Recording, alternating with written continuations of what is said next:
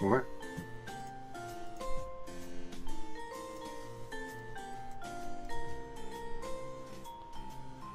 I feel like Truly Scrumptious from Chitty Chitty Bang Bang would be a Jello girl.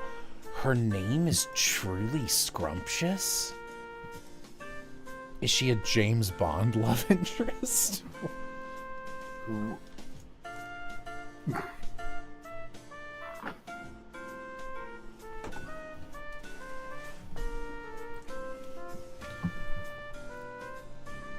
You know, briefly, I was gonna do a, when I was doing those James Bond marathon video things,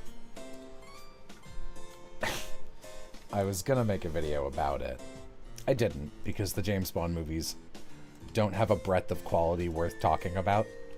They're all like 3 to 7 out of 10, with a couple 8s. So it's like, they're fine, you know, whatever. But I did want to do like a little quick parody of like, this is kind of what a Bond movie usually is and does. And there, for those who don't know, there's a James Bond movie named Octopussy. A lot of the women in James Bond have aggressively sexual names. Like, I don't know, it's like Dr. Goodmouth or something. Goodhead, that's her name. Dr. Goodhead. And the most infamous one is Pussy Galore. That's just her human name. So I had this script started, and it was like, "Hello, Mr. Bond, I'm Clitty Jingles." it always really got Damn. Hi, Jeff.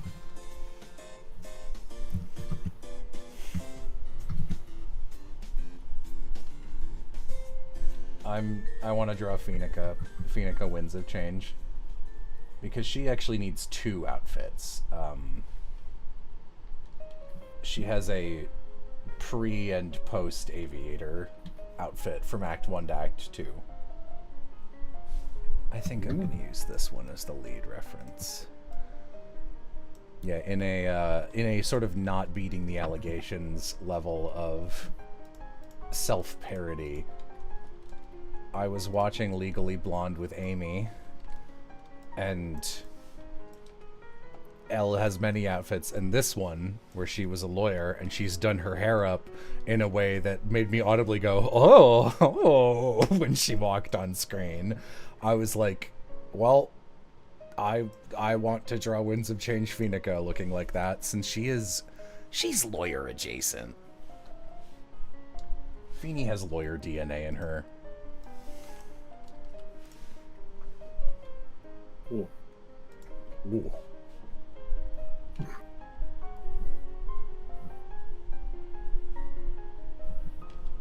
DNA.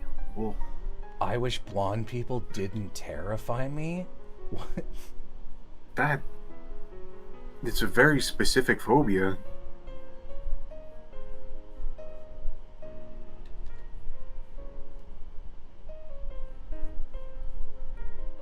I'm right Hello. here.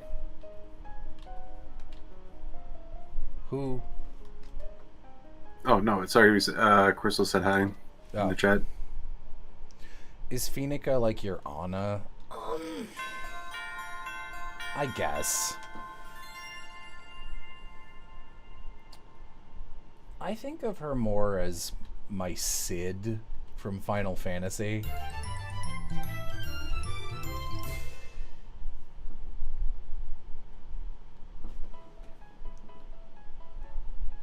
Chris.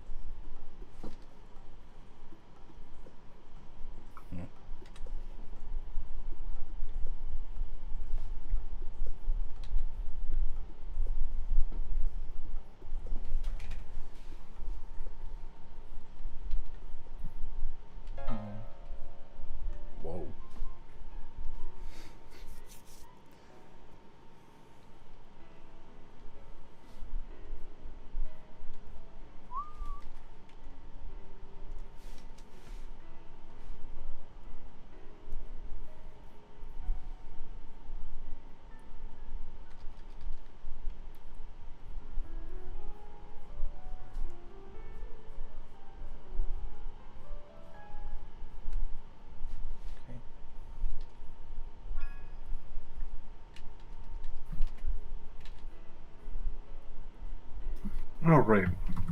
I had a thing to say about games that I've been playing. More specifically, there was one game that had, how do I say, a very interesting story attached to it. I will I will try to keep this consistent and direct. So this is, I doubt anyone cares, but spoilers for Tormented Souls, a 2021 horror game that not many people know about, but the sequel is coming out soon. Or at least has a demo out for it.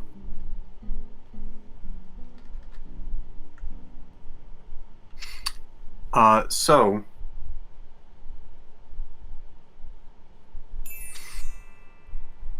you are a random woman in her apartment, and you get a letter from John Doe. Never a good guy to get a letter from. And you open it up, and it is a photo of twins. Just some twin girls. And you look at it, and you're like, ah, my head. And then you look at the back, and it says, you can't escape from us, or something like that. Mm-hmm. Or like, you should never have left, or something like that. And you're like, wow. I guess I'll go and find them then. And you go over there and get hit over the head.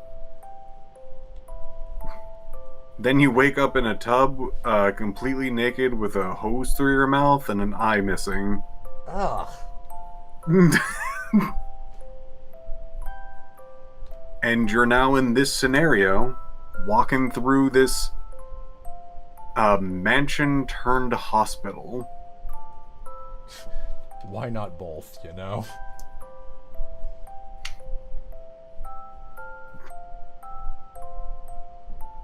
So, the more and more you play through the game, the more sort of weird things happen. Where, like, there's some grotesque sort of, like, people, like, half people crawling around and trying to get you. Some people that are, like, strung up on, like, an IV thing coming after you. Some people in a wheelchair. Some people that can walk around on their 2 feet trying to hit you with big slappies. You're like, wow, this is all this kind of like weird stuff. What do you think? One other person in this place that seems to be human?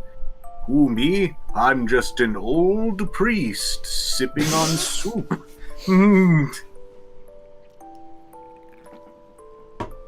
Like, never a good sign, but alright.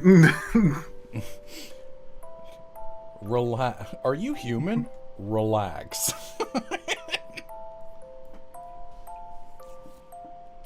My name is Graham. I'm a missionary of sorts. So, See ya. Sorry, go ahead. The game starts getting really weird when you go up to a mirror and light the candles next to it, and suddenly the mirror is like an alternate dimension. And you go through the mirror and go in there, and you're like, that's kind of weird. Why does that happen? Anyway, in the alternate version of the world, people are mannequins, and you can kind of fix people by fixing the mannequins. Sure. So, when all that happens, you encounter more weird things and rituals and all this other stuff, and eventually come across a videotape that you can plug into a videotape projector. Okay. And at this point, it gets weirder because you know you could probably travel through whatever that mirror thing is, but traveling through a projector screen, you later find out is akin to time travel. And things start breaking down almost immediately when that happens, because time travel is very tricky to put into your games.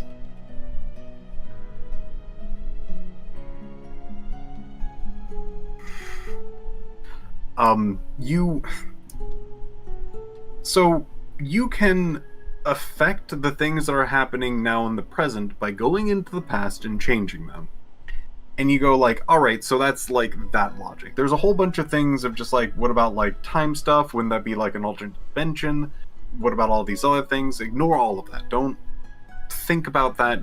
Just know that if you change the thing in the past, that will change the thing in the future.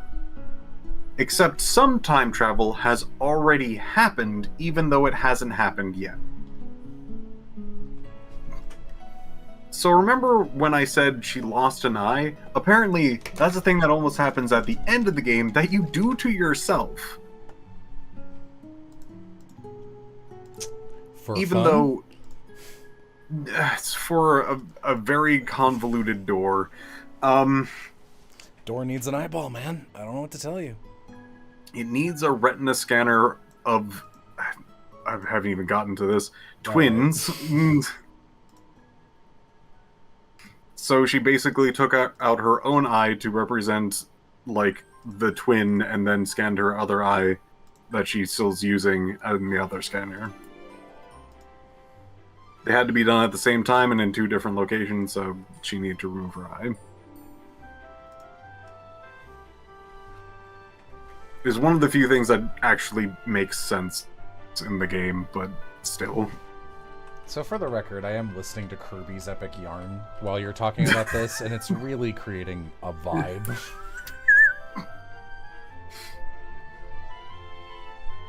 So here's the problem with the time travel. So the eye taking out thing was already happened. Like, that's just a thing that your character has already, like, had done to them really before the action was taken. And you're like, well, that's time travel, so everything should be, like... It should already be set in stone no matter what you've done in the time travel. It should have actually been the way that it is now. Not the case. So when you're in a particular other area, you find a cell with a child skeleton in it. And you can find a tape to... Sorry.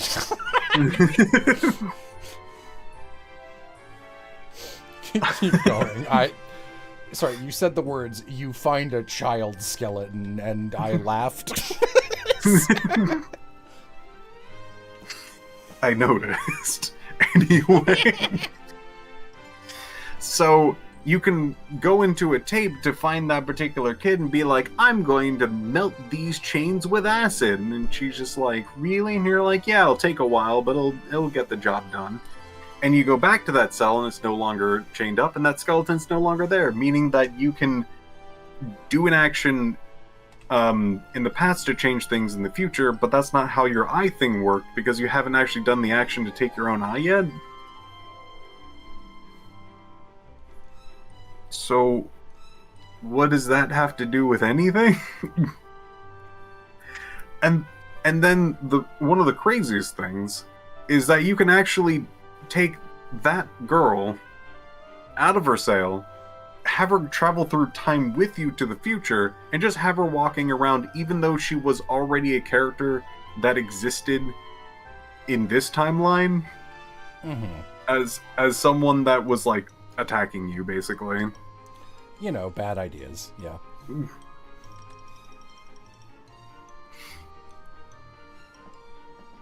So, why does your character have the ability to go through mirrors and videotapes to basically other versions of reality - time travel? Sorry, real quick, someone in chat. So is Piff talking about a thing that already exists? Or, no, we're making this. We're like, it's gonna be so bad.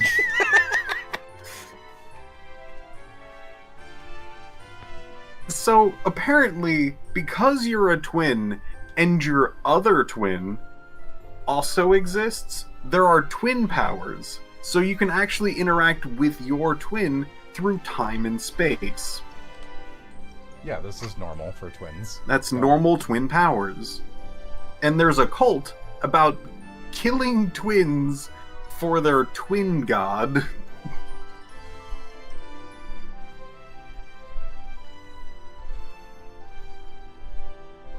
I think that cult has a neat motif.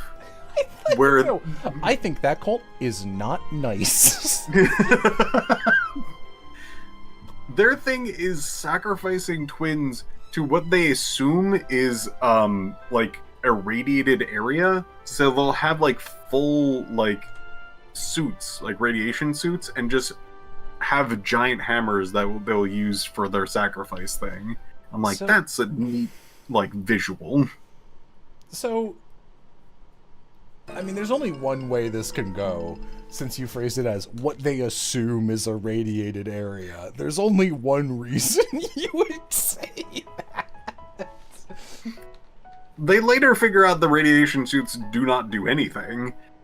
And their what they say is their savior, which they assume is some sort of god, is assumingly some demon or just Satan Okay.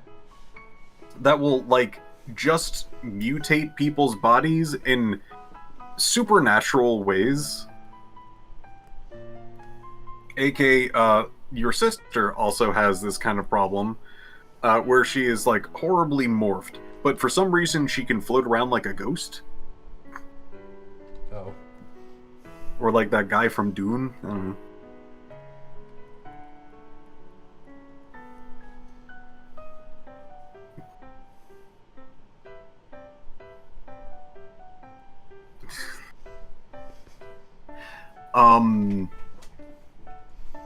Also, if you stand in the darkness kills you. That's not explained or a part of any of the story. That just is a thing that happens. Also a normal thing for twins. Very twin-like, yeah. Jeez.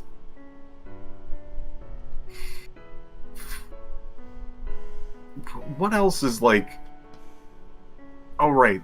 The mirror thing. So, like, why does twin powers make you go to an alternate dimension? That's the twin to our dimension. So, Keep up. so as far as I can tell, the reason why that's the case is because it is the perception of the two twins' worlds. So when you go into the alternate dimension, it's very like sewer-like, and a lot of like metals and things like that, and that's because that's where she is / lives. So that's kind of like her reality. And that gets explored a little later, where you find her room, and you find a mirror in that room, and that room connects back to your hotel room. So it is like the mirror of both of their lives, basically. Very weird, very strange.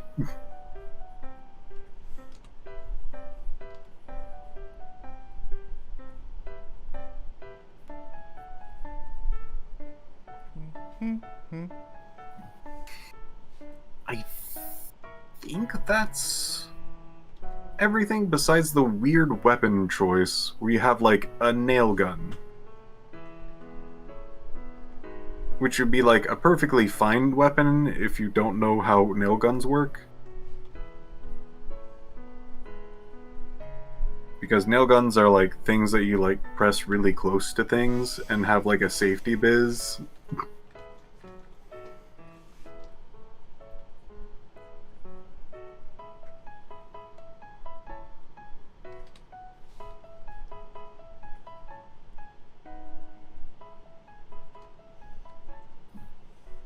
Yeah, I think that's about it. You have any questions? No, this is Want to know more about the game? This is pretty average for whenever you go. So, when you start explaining a game you've recently played, they're all like this. So, Paglin, you're a goblin, and you play Pagel.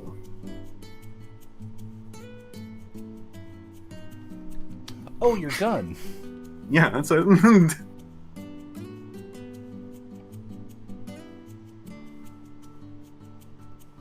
What is this game called? Paglin? You're talking No, about Paglin? No, the one you started the stream No. with. Tormented Souls. I think the writing in the like notes are really good. I don't think they did a great job with the rest of the biz. Oh, but I would say the voice acting is bad in a way that I enjoy. Oh, that's good. You know, that was another thing about... I was talking to Piff a little bit about Heartworm, and I was disappointed by it. The voice acting was just bad, and people in chat were like, oh, I think it's trying to, like, evoke, like, early PS1 voice acting. It's like, no, that voice acting was crazy. That was, like... Yeah.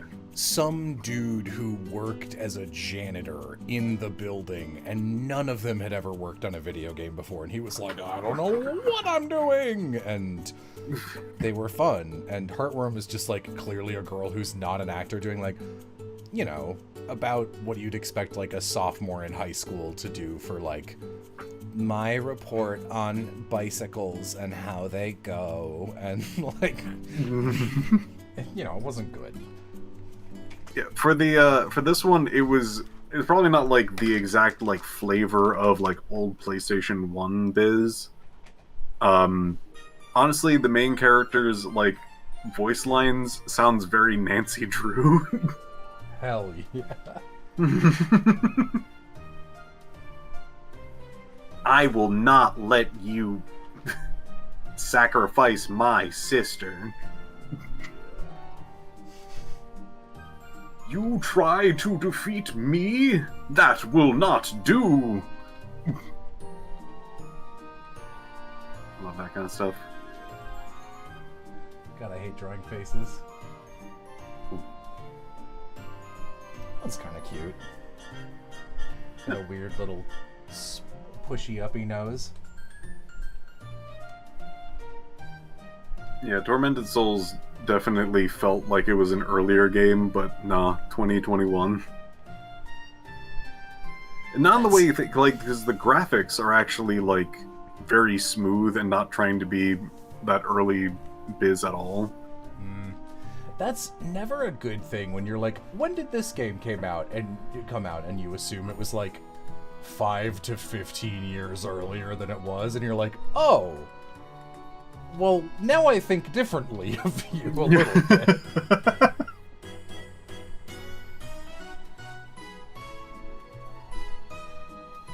Nah, the models were old. AJ, we get it. You do a little bit of everything and have expertise in all of it. AJ could walk up to, like, a dig site and be like, yeah, I know that dirt. I can tell you the date of that. I don't know.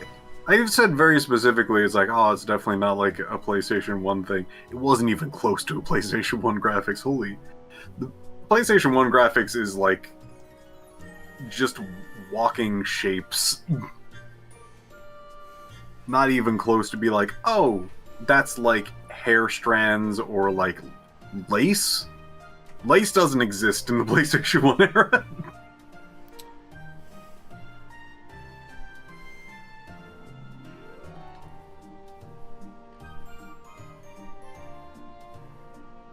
I'm the dirt guy.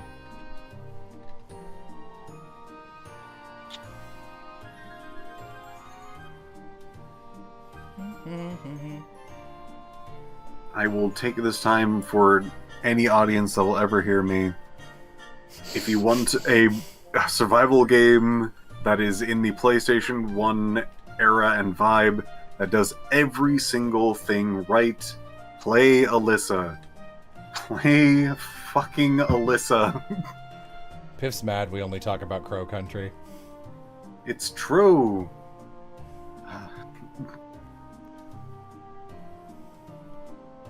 look at Crow Country and be like, oh, like N64 sort of biz, or like sort of on like the GameCube era, like kind of graphics wise, but still has bit of that like survival biz and doing a pretty good job at like flowing from one area to the next and actually having a pretty interesting story. But Alyssa, if you want to play a game that feels like it was in the PlayStation 1 era, like to a T, play that one. It's got the correct, like, insane voice acting. Ooh. Yeah. See, that's how you should start next time when you're pitching it to me. So the next time you're pissing Alyssa, yeah. remember that. Okay. It has actually like really good visual motifs for the area and like enemies. There's been so many of them that are just like, here's a human missing their legs. Here's a long human. Can you do a content warning like... next time before you scare me with those descriptions? Please don't laugh. I am terrified.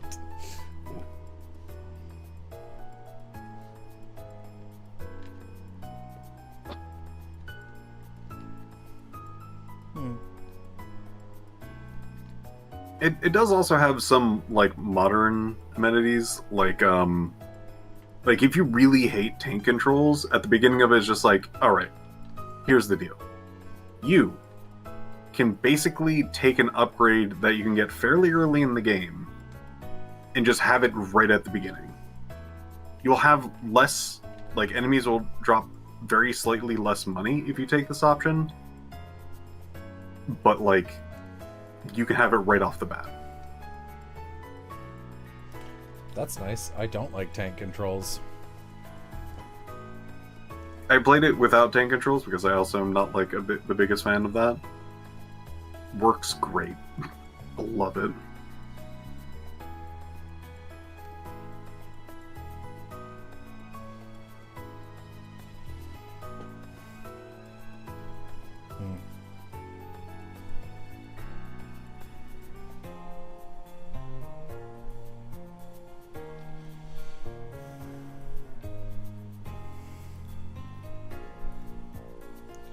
What's the song? Oh, I don't know. It smokes. It's something from Kirby's Epic Yarn. Jello, have you seen Superman? I don't watch movies about men. I'm woke. I love when I make a bad joke and before Piff fully reacts, his gut reaction is whoop. Straight whoop.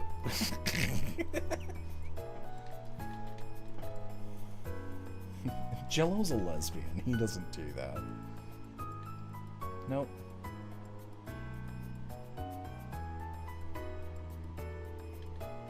I was about to say I'm boring, I'm straight. I'm not straight.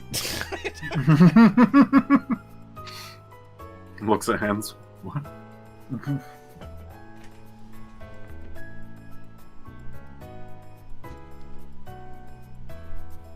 I'm the boring and straight one. Yeah. No. It is not boring. I get to meet Piff next week. Wow. I'm showing up.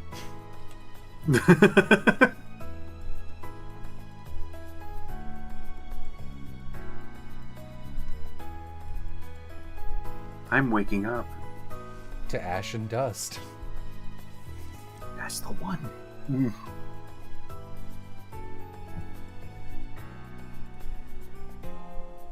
As they say in the biz, duck chemicals. The chemicals.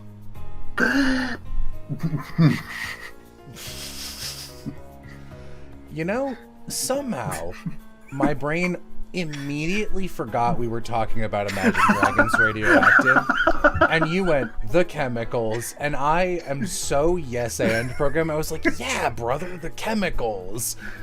So when you went, I was like, what did I do wrong? Oh.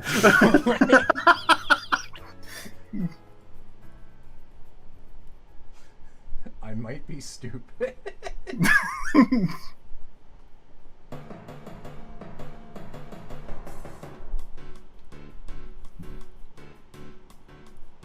Drumming on her head.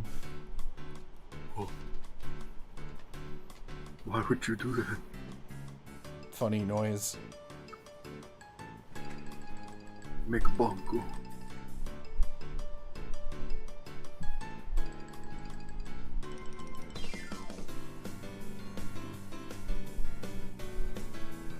Oh yeah, I remember this song.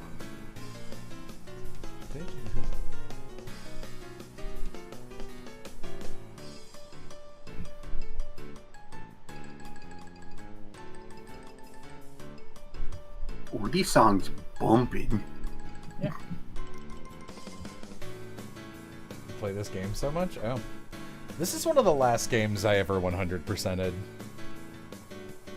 Or, that's not true. In my Piff era, it was one of the last games I 100%ed. He said my name.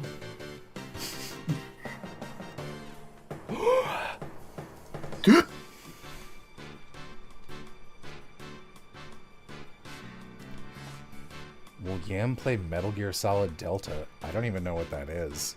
Is it a new Metal Gear game without Hideo Kojima? I don't know. What's the point? Well, like, come on. No one... When has that ever gone well, right? I don't think ever. Oh, the MGS3 remake? No. It looks bad. Huh. Like, it... With my eyeballs, it looks bad. I don't like the way it looks. Oh. Because... I don't know how to describe this thought. If you made the grass textures in Super Mario 64 look really real, but it was still Super Mario 64, like everything had angles, all the models were the same, but the textures were updated, it wouldn't look good. And that's what that game looks to me. What it looks like to me. I'm also kind of on the anti-remake train, though, I think. I've solemnly planted my flag.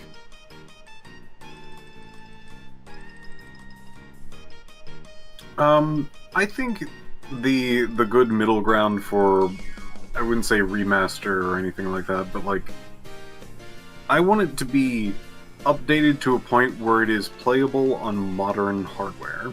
Yes. And then... I think GOG does a great job of that, which is What does? insane to me.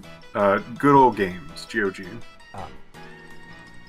And... they recently did the original Resident Evil games. Yeah, I mostly just look at stuff and I think, you know what would be cool? If I could buy this physically and it ran great, looked exactly the same, maybe had like updated to stereo audio or whatever, you know, nothing fancy. No remake audio, no remaster. I guess remaster's fine. And it costs $15. Yeah. Yam, can you beat Jello at arm wrestling? No way. Look, Amy's arms are like this thin.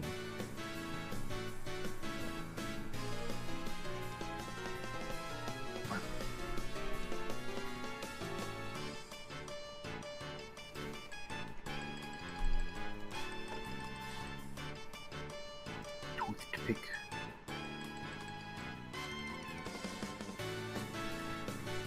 Yam, are you gonna take this? Yeah, she's right there in chat. She's agreeing.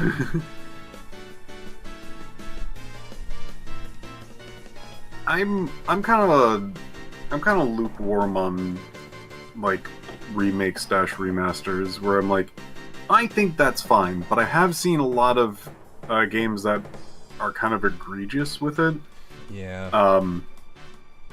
Modern day, it's The Last of Us, where they're just like, what if we re-release the game remastered on the same console? And you're like, why? Yeah, it's like, buy the original. It's right there. Back in the day, for me, it was Ocarina of Time.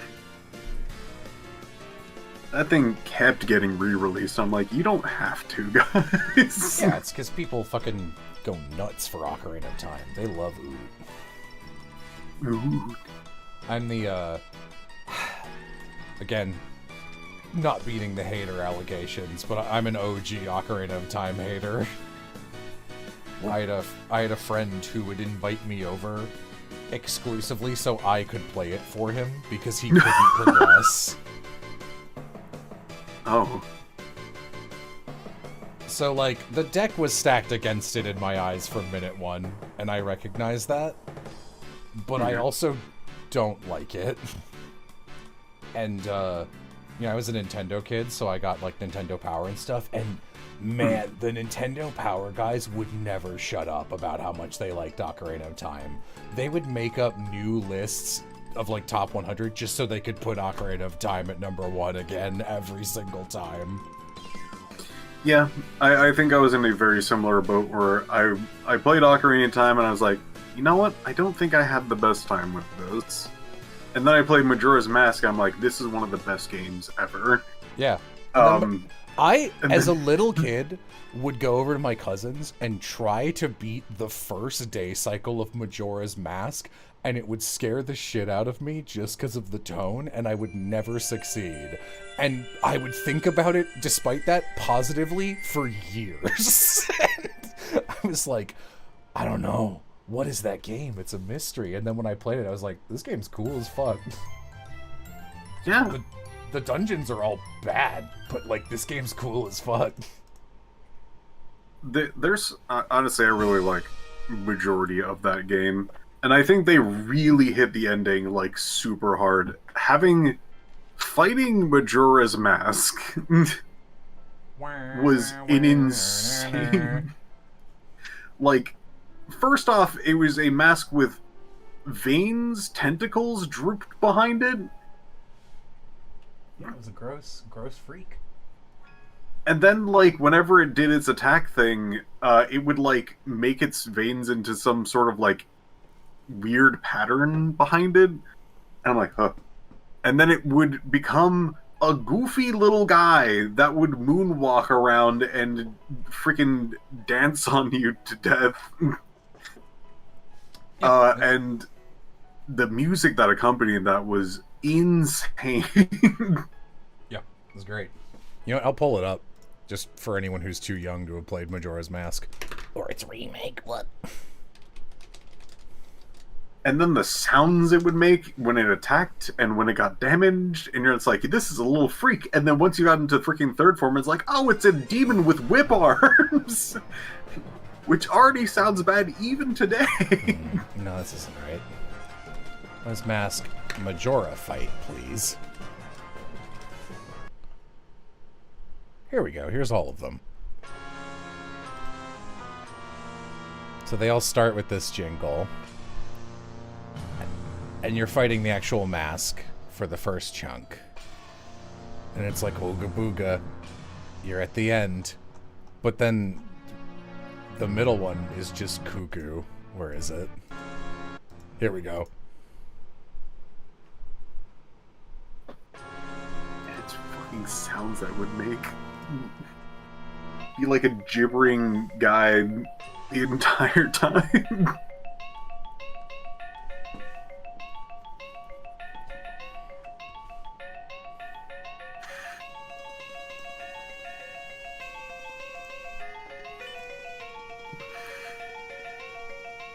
Sounds like Pikmin music? It does, actually.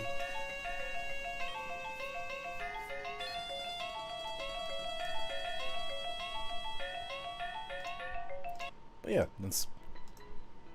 Majora's Mask is a cool game. You know,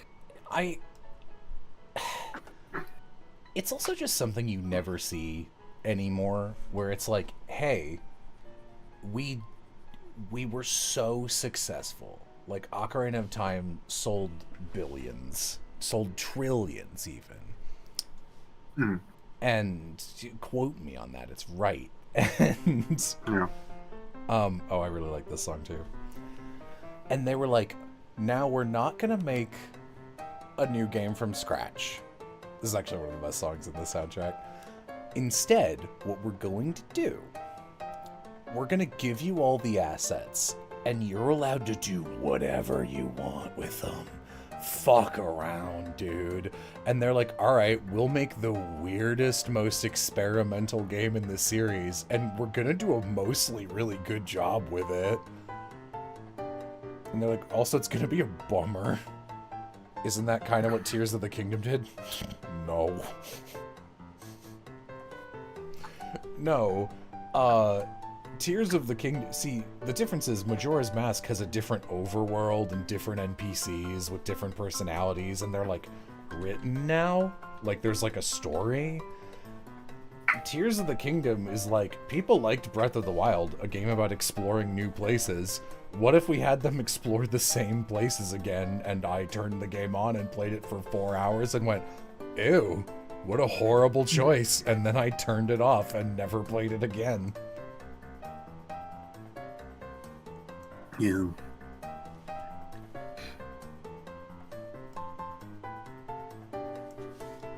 The only other game that I can think of that did something similar would be like the Yakuza - Like a Dragon games. That's kind of their like motto of just like, yeah, just reuse things.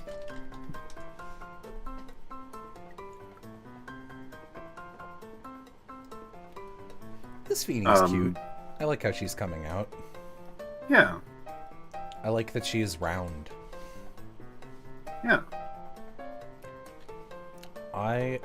Really quick, before you go into your much more interesting thing, I picture Epithet Feeny grows up and is like 6'3", just like a beanpole. Just like this. And I picture this Feeny is like this tall. Well, I guess she's still tall, but she's not as tall as the lead. She's probably like 5'8" or 5'9". Okay. Okay. I was just gonna say, my like favorite Zeldas of the series is probably Majora's Mask, Wind Waker, and I'm gonna go with like the Super Nintendo one, even though like Season and Ages does like a pretty good job. Yeah. I think Link to the Past is if that's the one you're talking about, which is SNES. Yeah. I think Link to the Past is a lot more evergreen than Ocarina of Time. I feel like you can play it and kind of get the same feeling of playing it back in the day and be like, I get it. Yeah. And with Ocarina of Time, it's like, this is one of those pioneers rather than it's you know what I mean? Like, yes, they were trying things in this new medium. Yeah. You look really bad in yellowy blonde colors. You think so, Flair? I don't know. I think if he was excessively pink, and I feel like pink goes with blonde pretty well, but I don't know. You have a really good fashion sense, so you know better than me. Amy and I tried to see Flair for the second time while we swung through Chicagoland, and due to circumstances beyond our control, we could only hang out for literally 15 minutes. Whoa. Yeah, no, Flair dressed up in a nice outfit and was like, let's meet up in this cafe. And we showed up and we're like, we gotta go. Well. Speedrun. It's cute, but that's not right. Your Flair appointment. I had a flare up.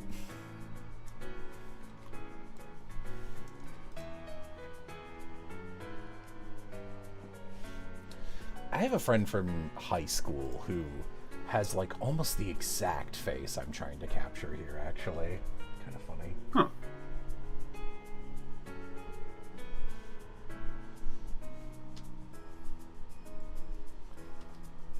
I am a bit of a fashionista, says Flair.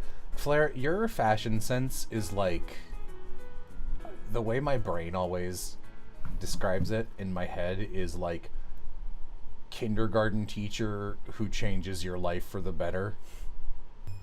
Like, you're like the cool kindergarten teacher. You're like Miss Frizzle if her class was like 3 years younger.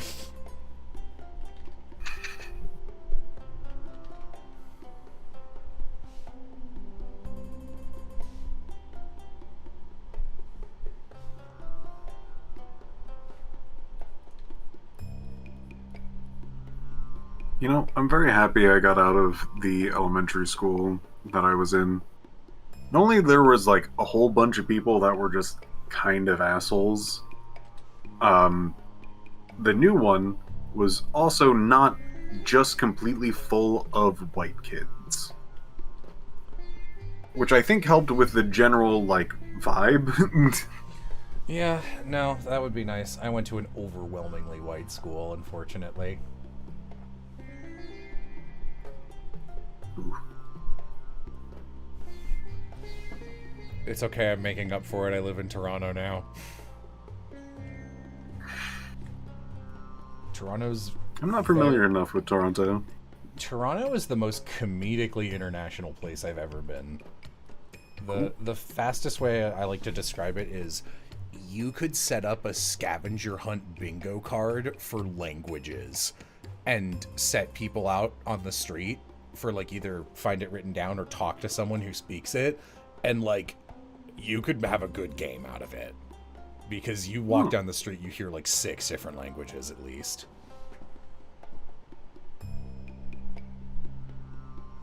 That's pretty cool.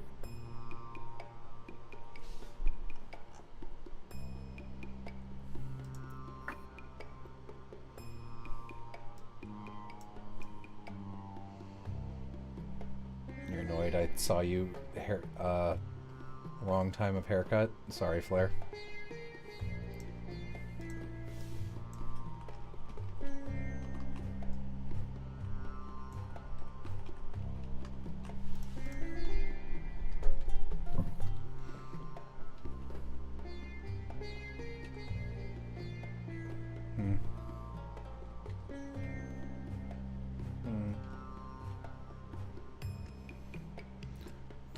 Stop coming to Chicago? You got it.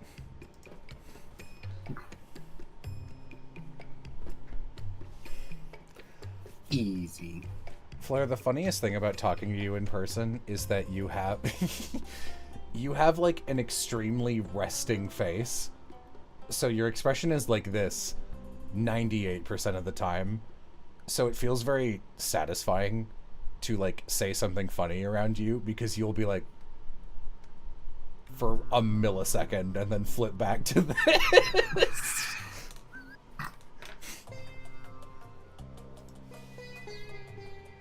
I feel that.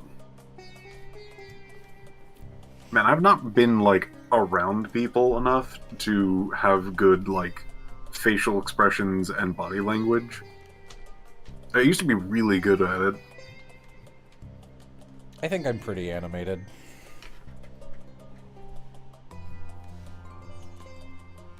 It's not accurate because I smile like this. You do. You do smile like this.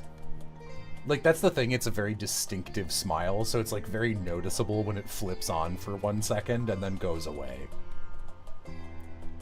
But, like, resting flare face is accurate because I wouldn't say it's resting bitch face because, like, Amy has resting bitch face sometimes, and it's scary because Amy is powerful and will weaponize it. Amy was saying she's like waiting for someone to make an Amy is Savage compilation of moments on our channel. Mm-hmm.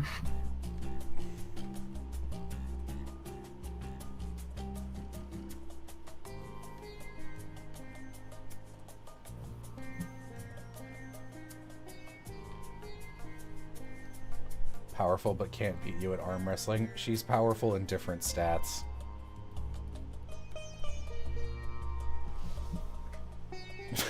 Like, we were kind of making fun of how bored we were when we were playing Heartworm, and Amy ended up doing like having like a nice little vocal flair on one of those what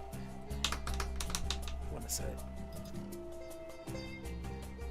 I don't want that, I just expect it. Okay. Amy added like a natural little voice flair that I thought was very good. And I was like, you're really batting above this writing's weight class. And there's like a long beat, and she goes, something to do.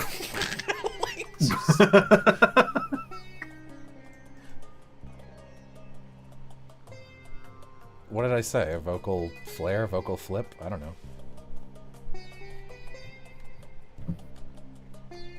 This works for me. This is cute. I'm good to move forward with this. You tried to have fun. Are you a bad person? That was a good bit, though, right?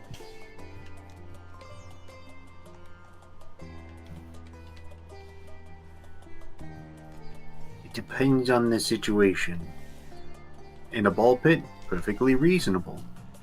While murdering somebody, be a little bit more professional, you know? Where did that bit came from? I slept through most of the first Heartworm stream. It's from the second. There's a really tactless quiz where, you know those, I mean, if you're my age, you know those big CRT TVs they used to wheel in? They look like this. There was a classroom, and the main character walks in, and she's like, I hated school. It always felt like they wanted me to be what they wanted me to be. Like I was their puppet. Like, it just like, I don't know, very 16. And you get to this TV, and it's got the blue channel 3 not hooked up into anything TV blue. And it just has a bunch of these quiz questions that are like, when your friend's mom died, she got a little more distant, and you were annoyed at that. Are you a bad person? And you would answer yes or no, and it didn't matter what you picked. I even looked it up. It has no influence on the ending. And then it would teleport you back to the opposite side of the room, and you'd awkwardly walk back over and re-engage with it. And it had like 8 questions, and all of them were, are you a bad person? And some of them were like, yeah, you are a bad person. But other ones were like, you didn't cry at your grandpa's funeral. Are you a bad person? It's like, no. It's, people grieve differently. Calm down. There's a lot of different factors of that particular thing. Was Grandpa an asshole? Yeah, did he suck? And in this case, no. We knew he didn't suck. He was a nice grandpa. But, like, you know, it's fine. People... Anyway, the point is, It was awkward. So we kept proposing stupid questions that had nothing to do with anything and following it up with, are you a bad person? You know how it is.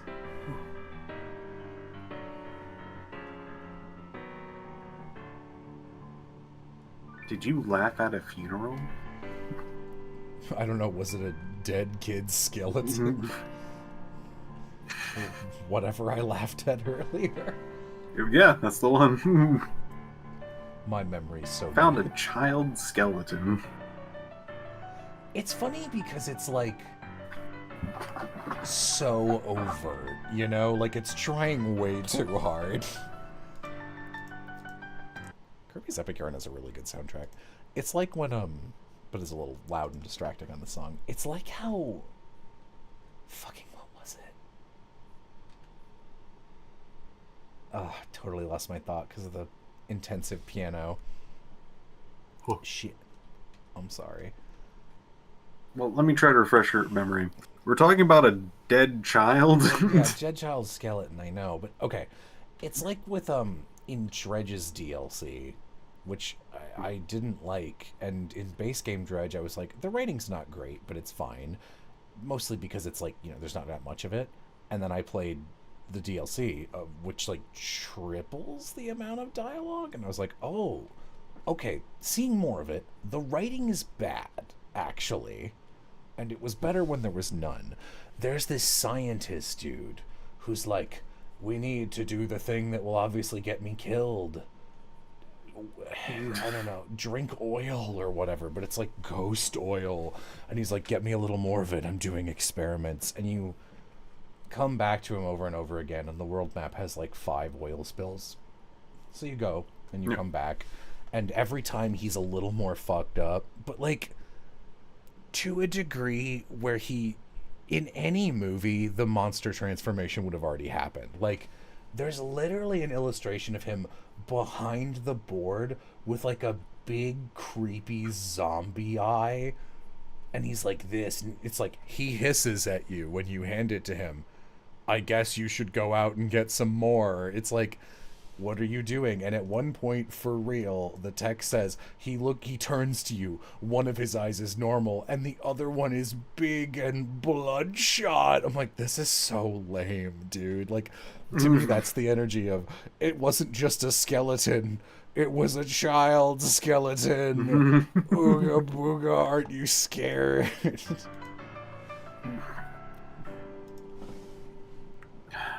Man. Whenever I play horror games, I just sit there and go, I'm not quite sure if I'm making this experience more tolerable for people who are, like, frightened of games, or worse. Because I don't react to At all. anything that's happening. I don't either. Unless it's, like, sassy. Chat, what do you think? I've played a good number of horror games, and I know some of you have watched Piff. Weigh in. Like, something will, like, jump out and, like, loud sound happen, and I will, like, walk past it like nothing happened. I'll usually be like, hello. Very neutrally. This isn't a scary game, I think, but one of my all-time favorite, what I consider the most iconic Piff moments, top 10, is you're playing some game, walking through a house, and it's like, I've left a surprise for you. And you go, is it a bomb? And then you look, and there's just a bomb on the ground. It's a bomb. And you just turn.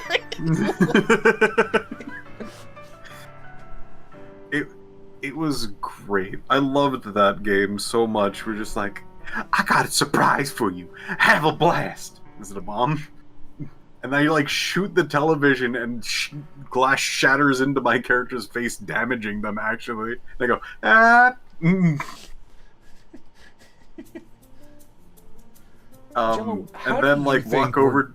So how do you think we're going to defuse these bombs? Well, I'm going to guess that you're going to shoot them. That's correct. You're gonna blow them up. Yeah. Piff, I think you are uniquely talented at teeing things up for people. Like, you're a very fun co-host for that reason, and I love having you as the scorekeeper in our games, because, like, you're very good at that kind of stuff that's like, Jello is the heel of this game, so I will pick the meanest thing possible, or, okay, and then you pick whatever would be, like, the humorous option. Like, if someone was just talking about something, you'll be like, okay, next one, and then it'll be that thing, or whatever. You're very good at that. I do like that. I like association. It's very fun. It is funny, too.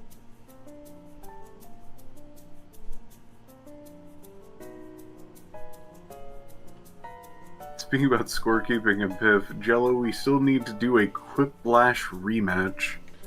Oh, yeah. Flair and I are... I think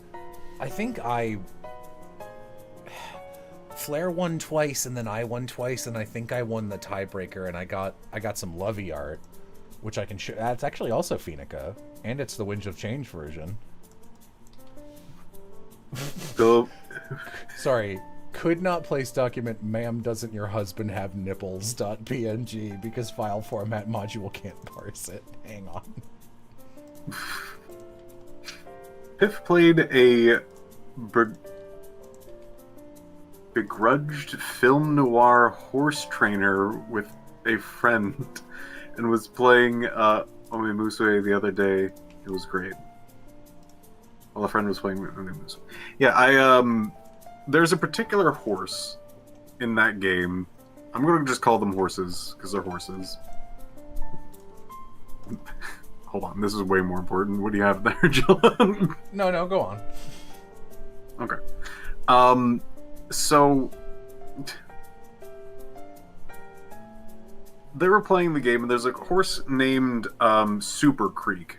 Some people might know who that is, and why they're a little weird. Fucking hate Super Creek. So, I decided to voice the trainer, and had it as a,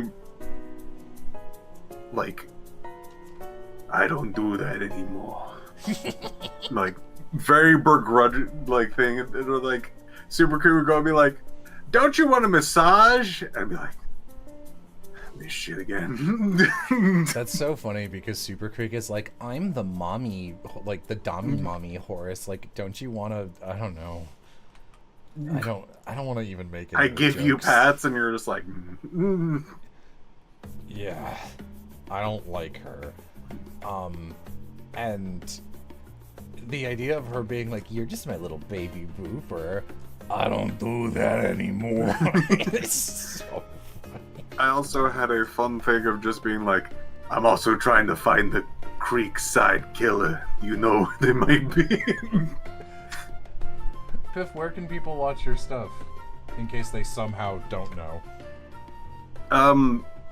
My stuff is over at Piff0 on twitch.tv. That particular one was actually another person that hangs out in the server. Yeah. Let's see if I recently followed them. Hopefully I can find them again. Oh. Yeah, thank you. Yeah. It's the person who drew the Aloha running for Aloha's Umamumamu stream that they did. Yeah. Thank you, Lovey Gold and AJ. That is correct. Yeah.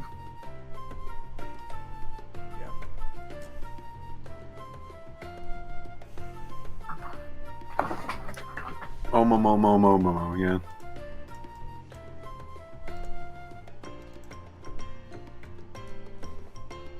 Anyway, this little doodle that I got from Lovey is in reference to one of actually the first TikTok I ever saw, which is still among my favorites, which is this woman talking about someone who came in and was like, a lady came in with a dog and she's like, my dog has bugs, and it's all like vocoded, so it's like, I don't want to do it because it's too loud. I'm a vet tech, and this woman comes in with her little dog, and like, but it's like all sung, you know, by like a robot voice, and the woman comes in and is like, I search high and low for bugs, can't find any, and I say, ma'am, can you please point out these bugs to me? And she says, oh my god, can't you see? They're all over his belly. And she points to his nipples on the dog and proceeds to try and rip them off. And I go, ma'am, no, stop. Those are his nipples. She goes, there's no way. He's a boy. And I go, ma'am, that doesn't mean he doesn't have nipples. Notice how symmetrical they are. They're definitely nipples. She goes, no way, he's a boy. And she just says the words, ma'am, doesn't your husband have nipples? But it climaxes with, ma'am, doesn't your husband have nipples? It fucking cracks me up. And this iteration of Phoenica, her canonical love interest is a weird little homunculus, and I thought it would be funny because the answer to this question for this Phoenica is legitimately no. He doesn't have nipples.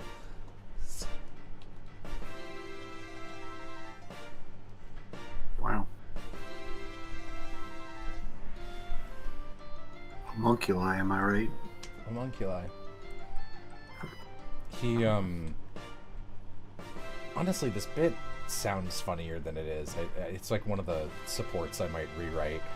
But her husband's name is Taran, and they're not husbands in the game. That's like a husbands plural. The rare she, he Phoenica. Power move. Um,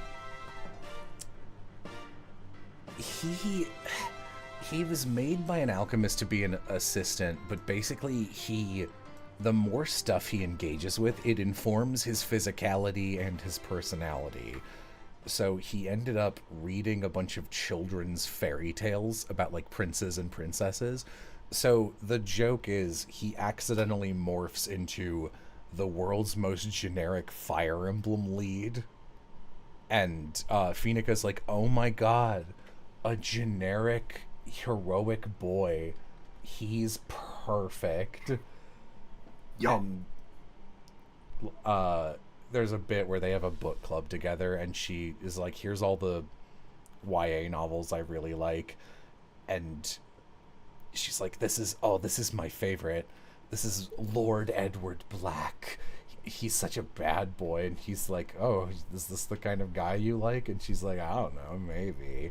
And he reads this whole long series and comes back, and he's got like black hair, and he's like, I am now Dark Tar. Because that's how his fucking biology works, is he basically reads shit and it absorbs into his person. Cool.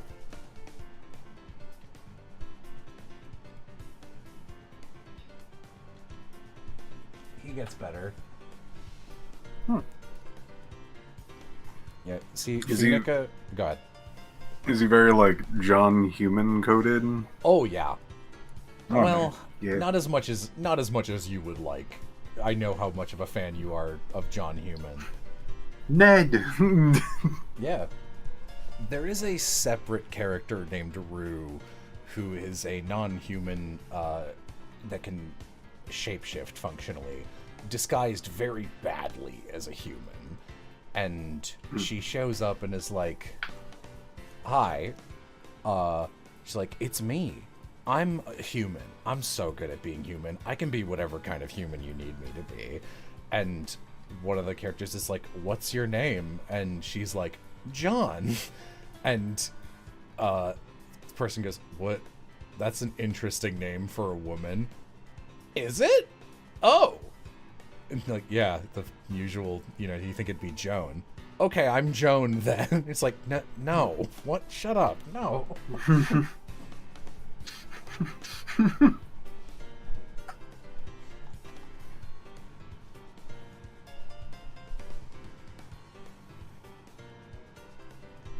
God, I miss Ned. Sprout was my profile icon for years. This is the first time I've seen you with this. Did you just change it 1 minute ago? I swear you always have that one. Maybe it's your Patreon icon or something.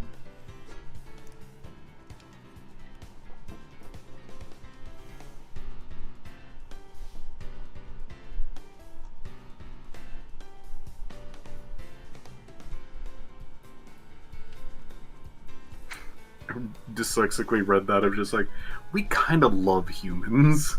Mm.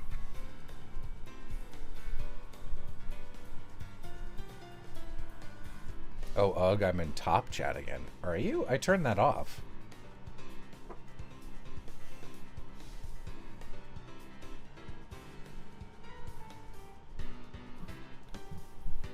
Is it on your end? That's so dumb. Haha, you number 3 top chatter. Point at the top chatter. You guys can still see that. That's crazy. Okay, yeah, no, I turned it off for the channel, but I guess that just means I can't participate anymore. That's so stupid. Why on earth would it be that way? Whoa, thank you for the $5. Is that the lesbian from Cardcaptor Sakura? In your icon? Kind of looks like her. I don't know. Haven't watched Cardcaptor in years. Hell yeah. This is that person. Oh. You're probably right then.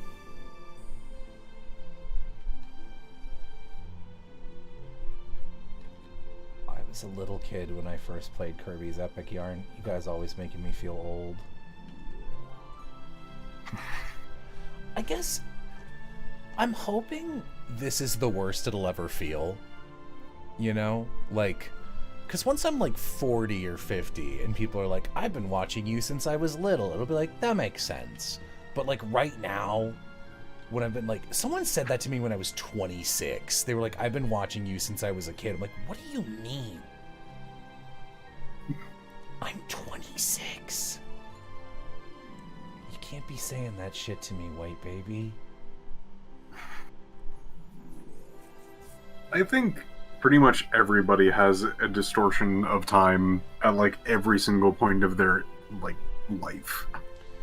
It is fascinating to me how like when you're 18 you're like, finally I'm an adult, and then when you're 30 you're just like, you're 26, baby. And we're like, what's happening here?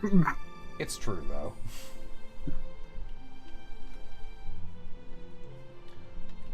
Like, to be clear, mid-20s, you're definitely an adult. But you're also, like, young. Really young.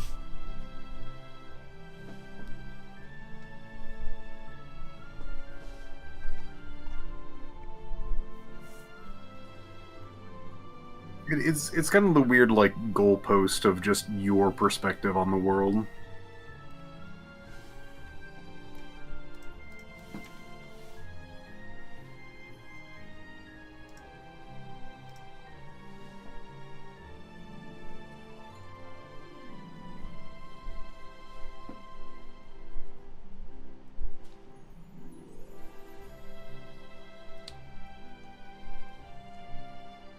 Thinking the stupid Miles Edgeworth cravat for her?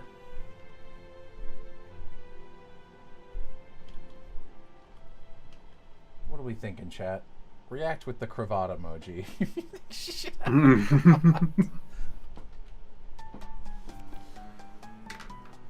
You know, please insert name, please. I respect you just relentlessly asking me questions, even though I haven't answered any of them. They're not even bad questions. I'm just... if I had a tail, what kind of tail would I want? I feel like any answer, there's no tail that would make sleeping easy. My favorite tails are the big poofy ones, though. I was about to say, the big poofy one might keep you like balanced, or like you can maybe like wrap it around to like give it a squeeze. Well, the problem is it's coming out of your tailbone. Yeah. So you're always going to have something. Retractable tail. Yeah, is that an option? What did I think of 205 clicks? I thought it was a good use of the video game medium.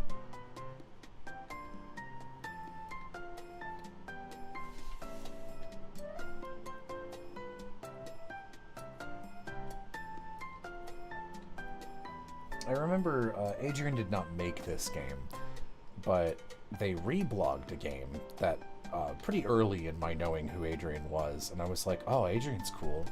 I'll look at this. And it was like a little art game, and you basically just wandered around in a box. It was like a maze, and you're shaped like this. You're a triangle, and you go around. And eventually you encounter a triangle like this, and then once you encounter the triangle, as you move, this triangle follows you. And eventually over time you get another 2 tinier triangles, and you walk around, and then this triangle just like disappears, and then the game, there's nothing else to do. Like, you just wander around and that's it. And the game was like, in text, it was like, I really wanted to explore what a, like, how do they phrase it?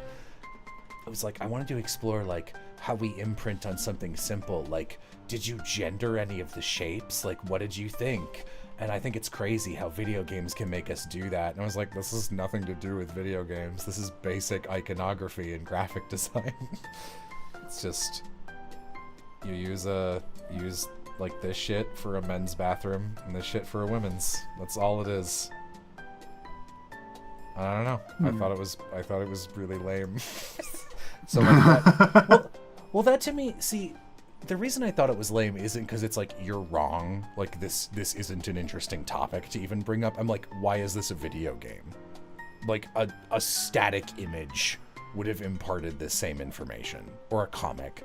And I saw in the description of Adrian's game that we played today, she was like, I originally envisioned this as a comic, but then decided to make it a video game.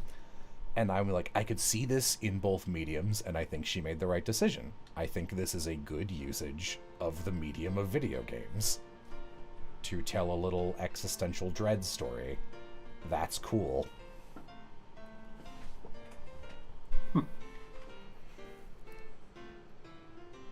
I guess I don't fully agree with just like the, like, oh man, how did you interpret this experience? Did you gender the shapes? Like, I don't entirely agree, like, that there is something inherent to video games for those particular things, but having the growth over time of, like, going through this and having things follow and whatnot might imprint somebody differently, for them to be like, I'm controlling a little person, to I'm looking at like an image. Yeah, I guess I just don't see the difference between a sequence of static images and an interactable video game in this particular instance. I think they would have done the same job. And I think that's fine, except that it was like specifically, this is my thoughts on video games. And I was like, okay. I can't stop being a hater. It's terminal.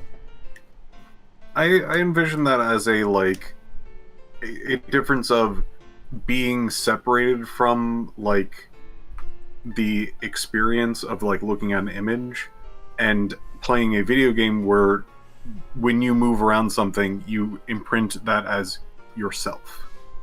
Not like Maybe. you, specifically you, but like when you control something around, you immediately go, all right, that's me, because I'm the thing moving around. Not in like a perfect one-to-one, but a, how do I put this? Similar to how, like, a car would work.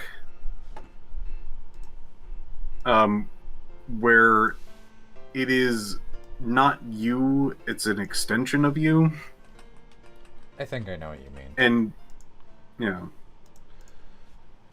Yeah, person who keeps pushing chicory. I'll play chicory eventually. Frog Detective mentions it, and I hear that it's really cute.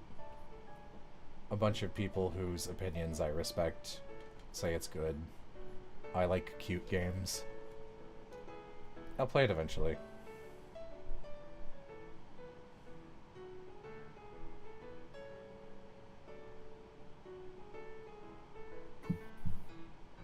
Any tips on vocal training? What, for like gender reassignment surgery? What do you mean?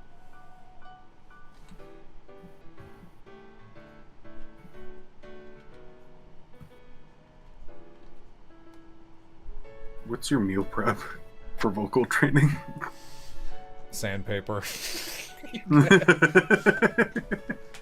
You gotta be willing to sacrifice for the love of the game. Genuinely expanding your range? I don't know if I can answer that due to the secrets. No, voice acting is one of those things I've been doing to some degree, or like practicing unintentionally since I was like actually 5. Do it a lot. Sorry, it's a boring answer, but it's accurate. I made an abridged series for Bakano 100,000 years ago, and I was voicing like 90% of the cast, and I was doing a bad job, and by the end of the series I was doing a pretty good job.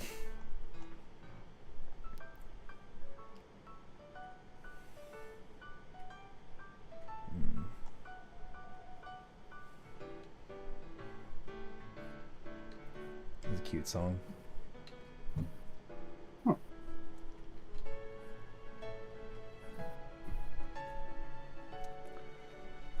There's also a cute Phoenica.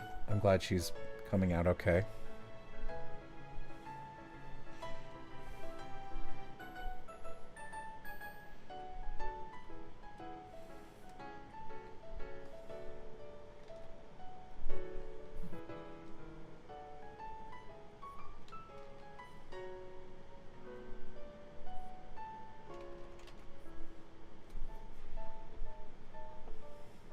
There's something wrong with my monitor.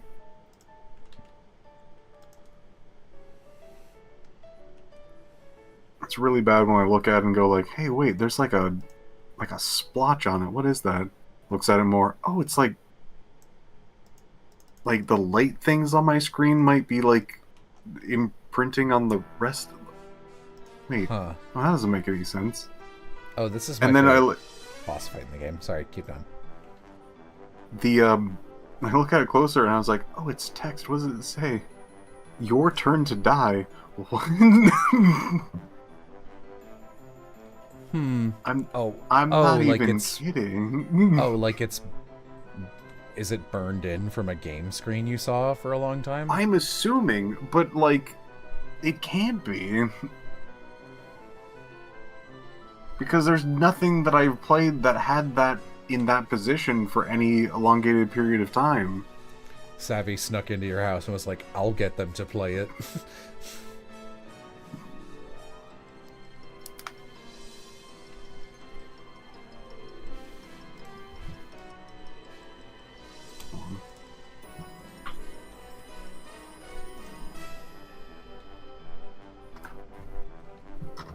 Your turn to die. What is this Death boss game by majority. called? Kirby's Epic Yarn third boss, right? Squashini, yeah.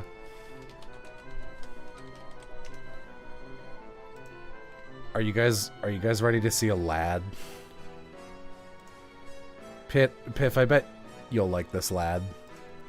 Maybe. Oh. Yeah. Oh god.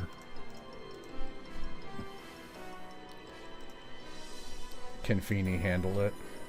This Feeny wouldn't be scared of Halloween. This is his boss fight theme. Ooh. Oh.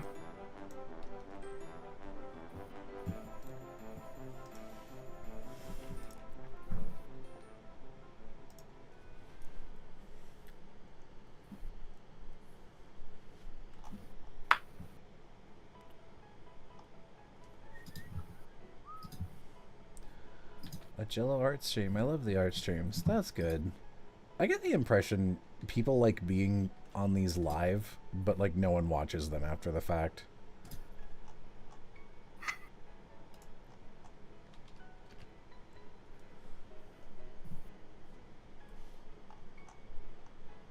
I still think of I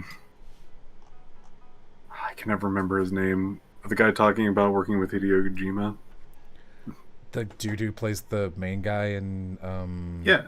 Death Stranding? Yeah, I don't know his name either. I still can't get over just like and cry. What do you mean? Like why am I crying?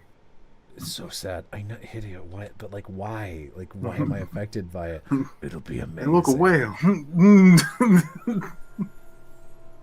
It was kind of affirming to be like, that is what I assumed working with Hideo Kojima would be, exactly, and so it was. I got a DM. Is it from one of my art friends sending me art of what I'm drawing, but better than what I'm drawing? Yes.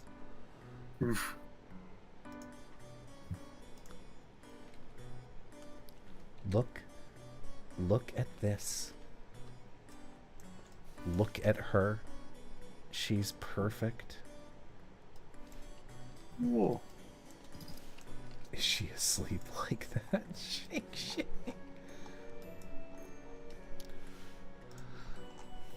I do imagine they do sleepovers, and Phoenica has a bed that's like one of those, you know, like stupid, this is a top-down view, one of those stupid princess canopy beds. It's got like a seam here and like 500 pillows, and she's like this in the middle of it.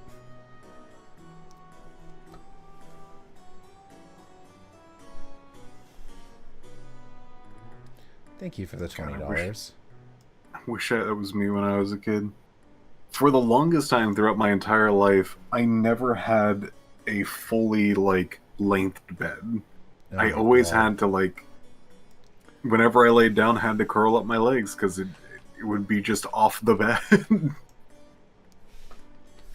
I can sleep with my toes a little off the bed because I just have to on queens. Amy and I have this nice ass king bed now. It's like one of the only things we've spent money on, like a lot of money, because it's like, it's worth it. It's so worth it.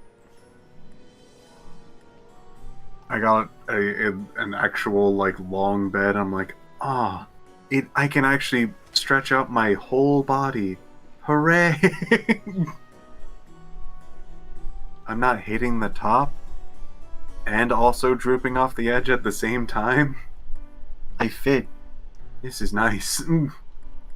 Being large sucks. Yeah. It does, though.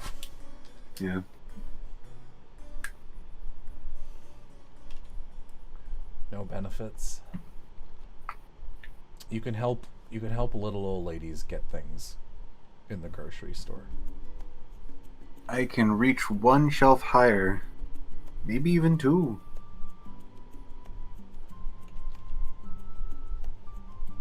Depending on how short someone is.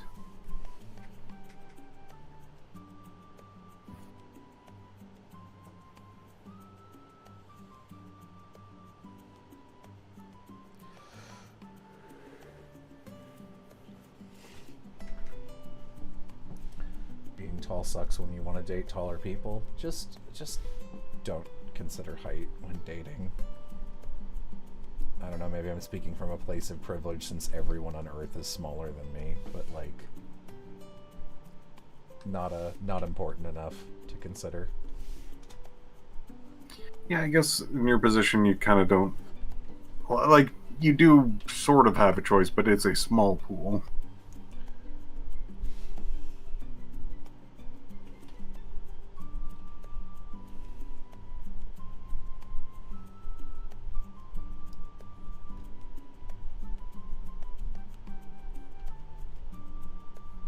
Yeah, no. You're taller than Abe Lincoln. He was 6'4". God, I'm always taller than I'm always taller than fictional characters.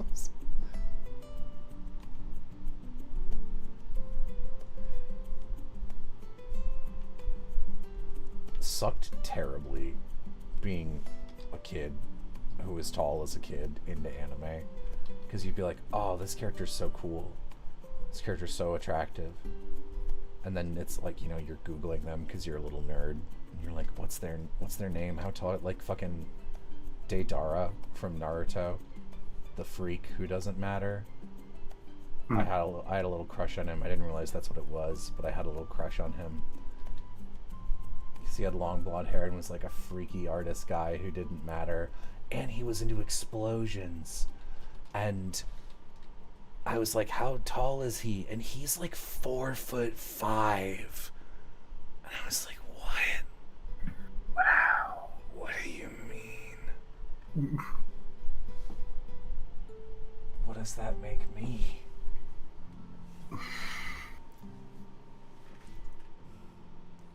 How could you do this to me? I'm a freak. Puts on half mask.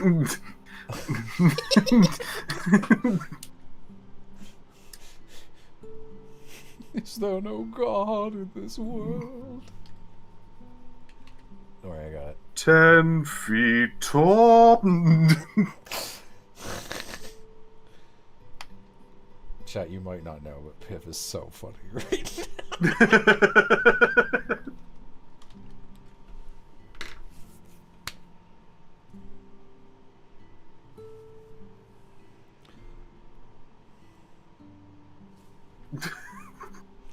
"10 years old." Really funny. God, I wish there was a bad musical I liked as much as Lindsay Ellis likes Love Never Dies. Yeah, there was a Jackbox Quiplash thing, or just like, you have a few seconds what is a bad musical? And I'm like, I don't know fucking musicals. Cats. It's That's the only correct. one that came to mind. And people are just like, you are wrong. No, you were right. Cats is a terrible musical. Look, it's got some okay songs. That doesn't make it a good musical. You have to sit there for like 2 hours and another hour. I was in Cats. I get to dunk on it. Some of my friends are cats. Yeah, some of my friends are cats.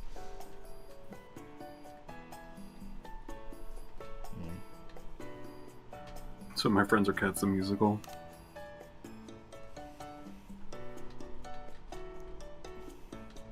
Oh. Favorite musical is still Shock Treatment. I don't know that one.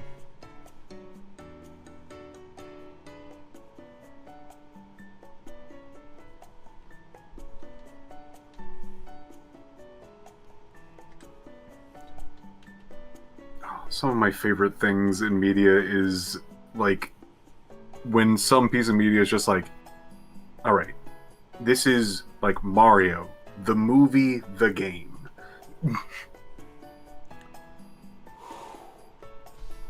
Like that sort of stuff always gets me. Like Hannah Montana, the movie, the game. That one makes so much sense coming from you. That's the piffest game I've ever heard of, to be honest.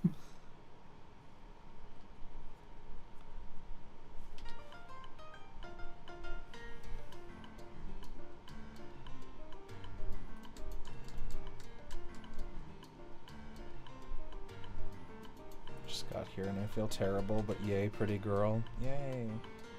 Yep.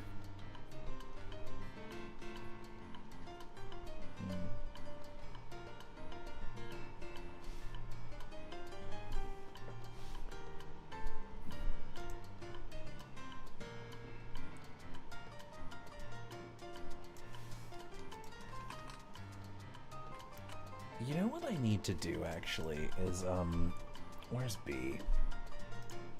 Is she in here? Winds of Change. B? You're in here somewhere, right? Yeah. So B... more recent edition, but, I know Final Fantasy 16 did this.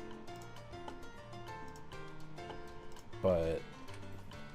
there need to be ways on site to recognize the slavery underclass in this setting, so I was gonna give them all like these sick face tattoos that are like henna running up alongside your eye, like this, and then they've got different meaning depending on which one you have. So I need to give B the one that has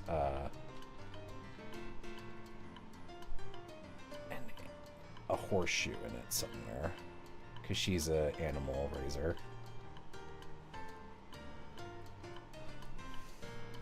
Right. And B's mom figure, who I have never successfully drawn,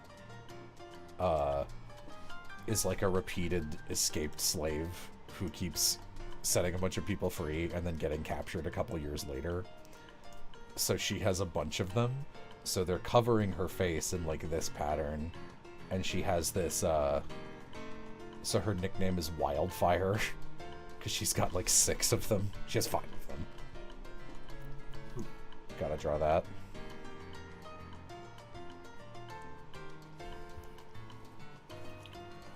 Been looking at too much Genshin. Got jump scared by a character who has my skin color. You can't be doing that. No. Oh, I wanted both of them. Yeah, place it, please. Sono and Lovey drew really cute bees. Yeah. Bees. Bees. Is the enslaved stuff for racism or is it more classism? That's a tough question because it's not human racism. So it's not like B has darker skin. It's not like a black people being enslaved by white people kind of thing. There's 6 races, and in the country that B and Feeny are from, anything that's not a human you don't want to be, because they're like, it's a super racist classist thing. But then like the race system is a class thing also. It's like a caste system, CASTE.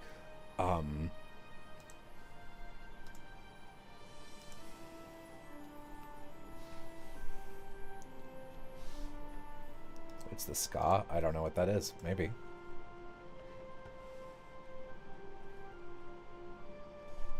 Homestuck caste system? Kill him. All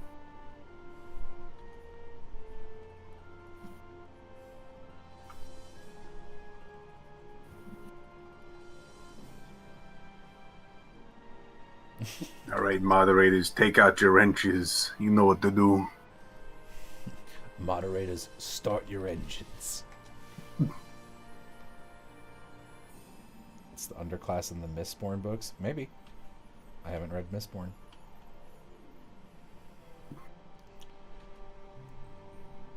There's lore for this country. There's like a history. Like, I made a fake history and wrote it all out to like keep it all consistent. But I don't know. I don't want to like sit here and relate it. It's not interesting enough to do that.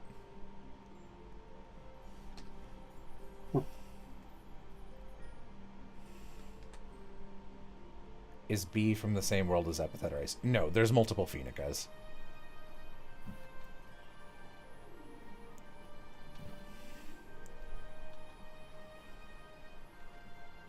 So this Phoenica is a 22-year-old law student.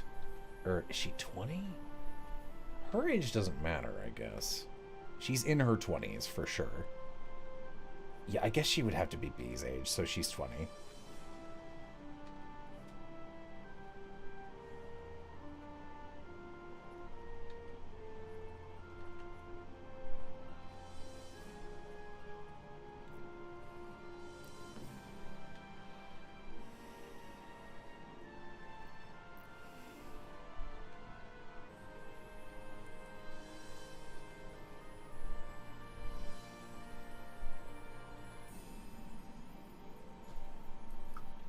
This really sounds like the opening instrumental to Just Around the River Bend from Pocahontas.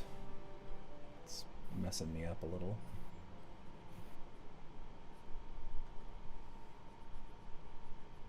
Anyone else feeling that? Can't hear. Oh shit. Is Phoenica like your Link? Again, she's my Cid. She's my Final Fantasy Cid. Different Feenies in different settings. Same name. Often similar roles, not the same character. Who's the most powerful Phoenica? Where do they stack up on the tier list?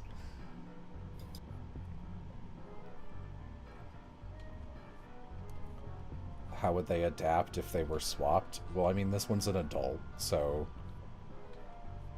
I think she would mostly be like, I'm not going to go to 7th grade. I'm an adult. I'll figure something out. I think Epithet Feeny would have a very bad time in Winds of Change.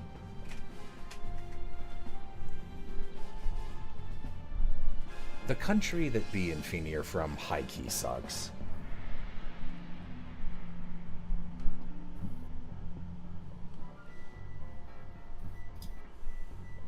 Oh, you're a Phoenica fan? Name every Phoenica.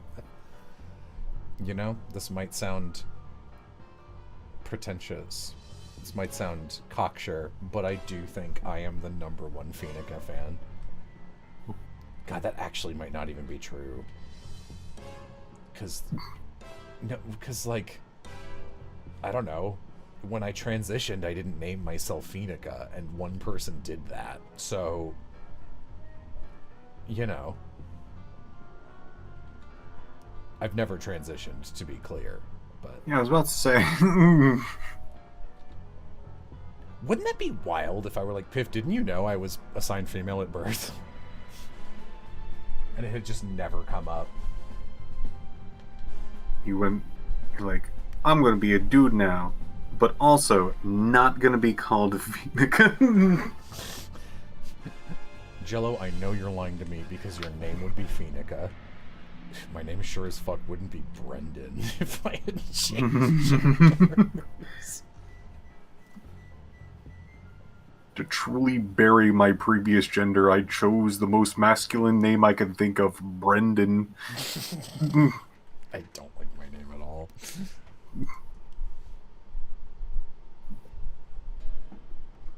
The highlight of having my name was when the third generation of Pokemon games came out, reading the little manual and doing the Leonardo DiCaprio point. Huh. Is there a male Phoenica? The original one. The original Phoenica was a guy.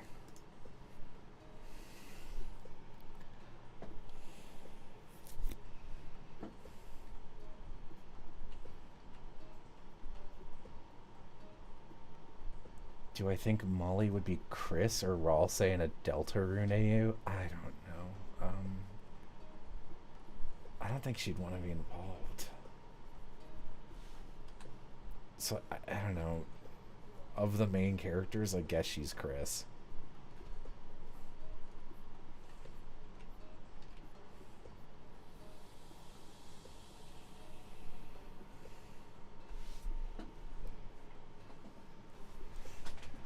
If I was named Brendan, I'd be so happy to read the first 4 volumes of the Ruby manga and so angry to read the last 4. Why? What happens?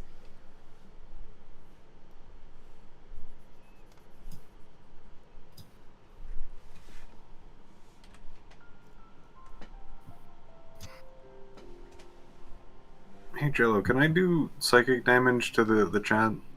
Always. Okay. I'm gonna give you 2 images. You can shoot them in front of me. I'm not gonna stop you. Why do I keep losing subscribers on this channel? So if you could put that on your that guy on your screen, and then I'm gonna send you a second after that. And if you could put that guy on the screen. Okay, give me a second. I'm gonna put this guy. Okay, this is the first guy. Okay. And then... look out, chat. You could have them just side by side. Mm-hmm. Are you gonna tell me these are not the same guy, or...?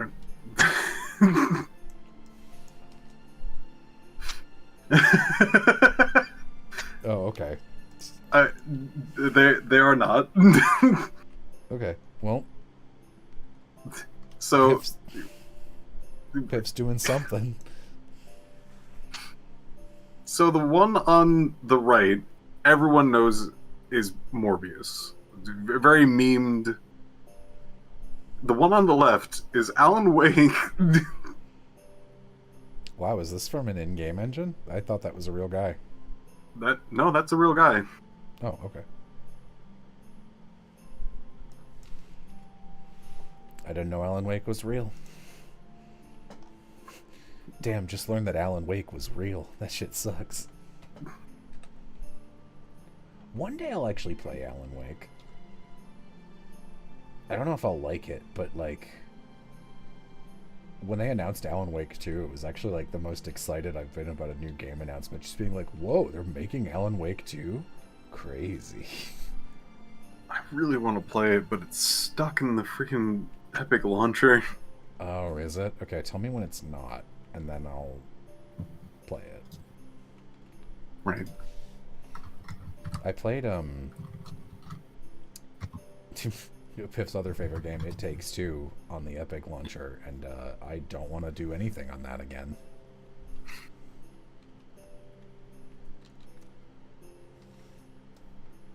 I think there's a few console releases for Alan Wake 2, but yeah, for computer, I think it's still on Epic and not on Steam. Damn it. That's what I'm saying. I don't... Is it on PS4? Maybe 5. I'm not quite sure about 4. Okay.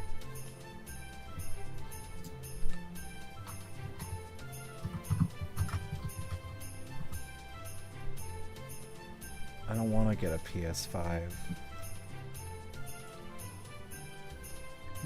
Yeah. PS5, X Series, GeForce Now. Okay.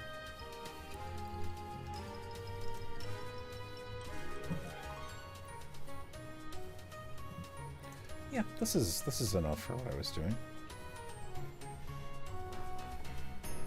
I think that's fine. Just a little sketch.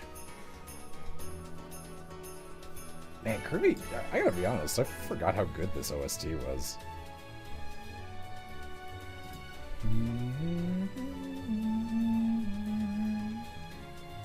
Because I had such a bad time 100%ing this game. You know, because it's like... This is Epic Yarn, right? Yeah. It's super easy, so there's no challenge, it's just like all tedium. I semi-disagree, because I do remember actually playing that game, and I remember going like, if you're trying to 100% it, like, getting hit and getting all of your, like, bipples flying everywhere and disappearing and whatnot. Oof. I don't remember. It's like, yeah, you can't die, but that little money progress you get for completion, gone. One hit. I don't know. I would put it in the Lego Star Wars category, where it's like, it's not that hard. It's just really obnoxious.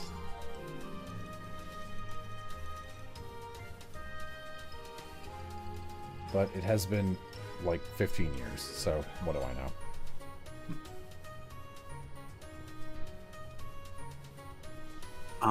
I actually really like Deathless games. Wario Land 2 does an excellent version of that.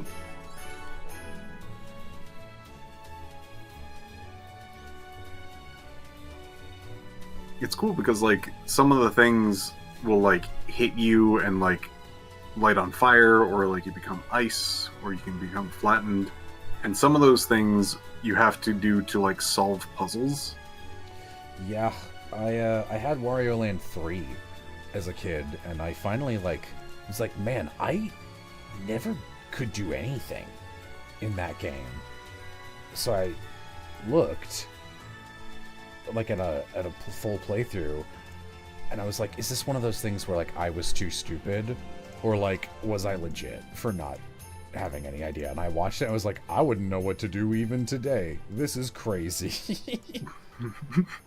Like, the puzzle solutions are what I would call, like, mid-late game. Like, ideas that are really clever, but, you know, like, for a player who's familiar with them, so they would have been built up already, and watching them like, what the fuck?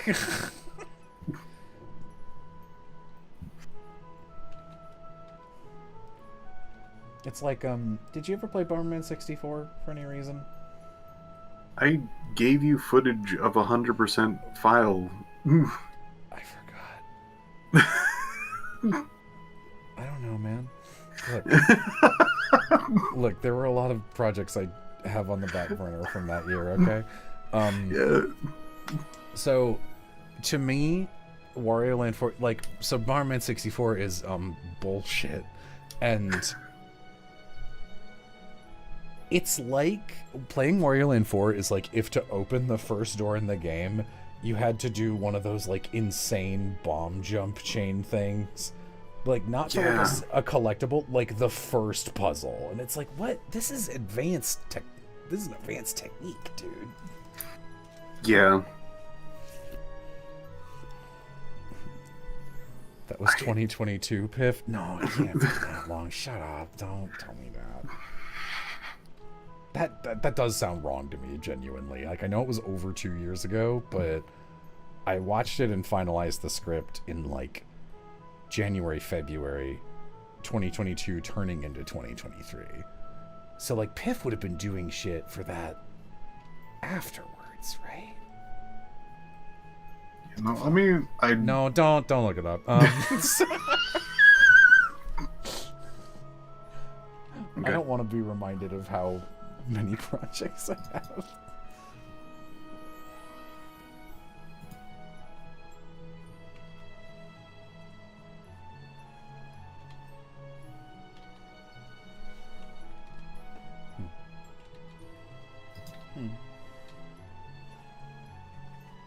Yeah, she's a cutie. Should I give her a bow? I don't even know. I don't know how she'd have a bow. Like, I feel like it's good for the hair, but I'm not quite sure if it's good for, like, the dress.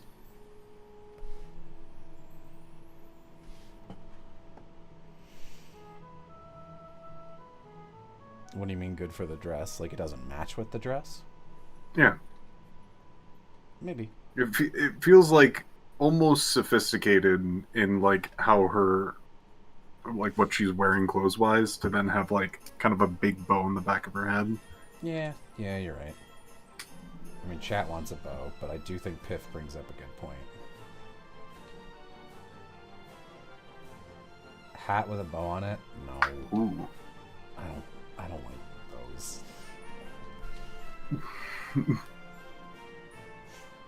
Fair. Thanks for being what inspired me to try being a VA. Got accepted for my first role. Yay, congrats. Woo!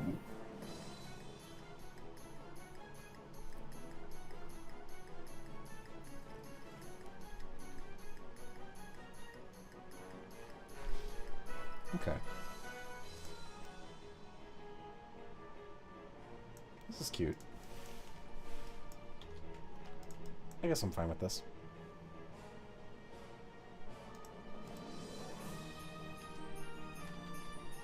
You know, actually, if you really wanted a bow, you could probably do, like, a hairpin bow. Yeah, that's what I was thinking.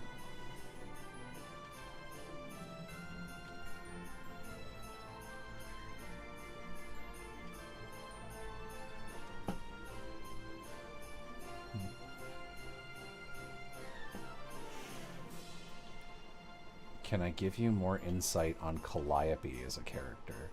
Yes, I can do that.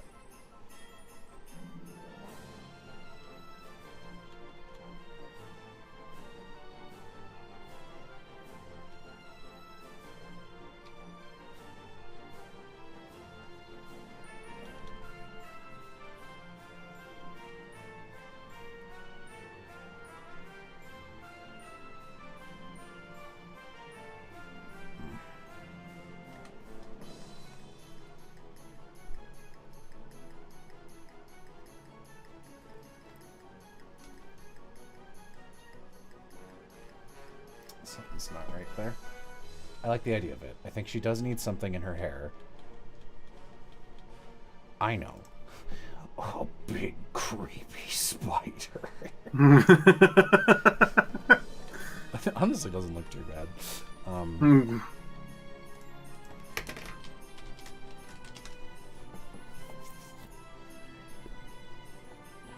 Give her hair a claw hand. You can't do this to me again.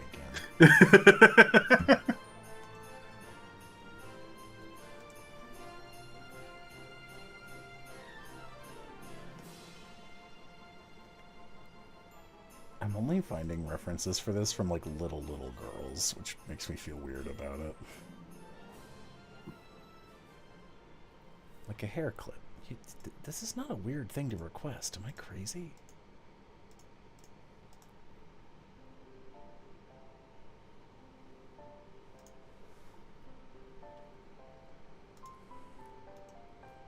This is close.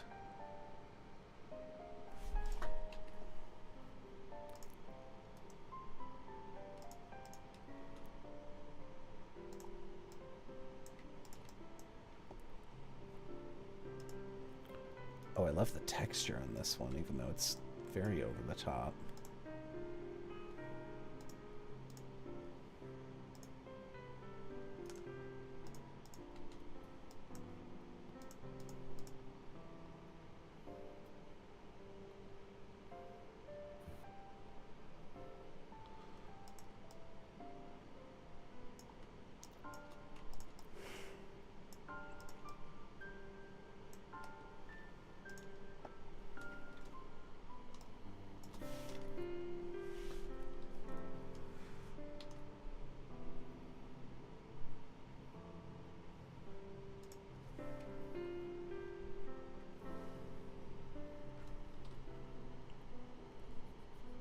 I think that's directed at me. Piff, you play any Mega Man? I have played Mega Man X and Mega Man Battle Network 1. I think Can't say I'm a particularly like a fan of the series. I think I might be the only person with significant Mega Man experience in our friend circle. I've played 1 through 9, I think. 1 through 9 and X. Oh yeah, did you play Mighty Number 9? No, I didn't. But I watched you watch through the credits of it once. Yeah, I did beat it and then sat there for 4 hours watching the credits. Mm-hmm. I know. Actual time. I was there. I saw you do it. I think you had to do it twice for some reason.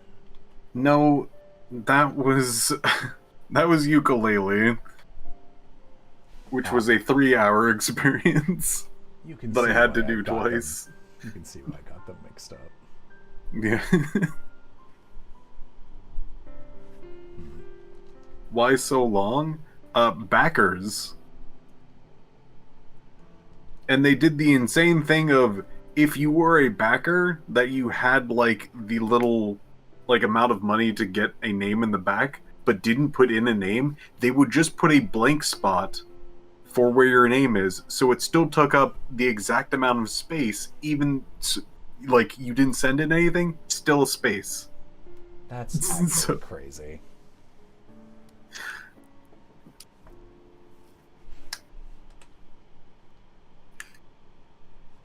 Don't call me Klotz. That sucks. This is really funny. Sorry, Blair. Klotz? I don't have much time.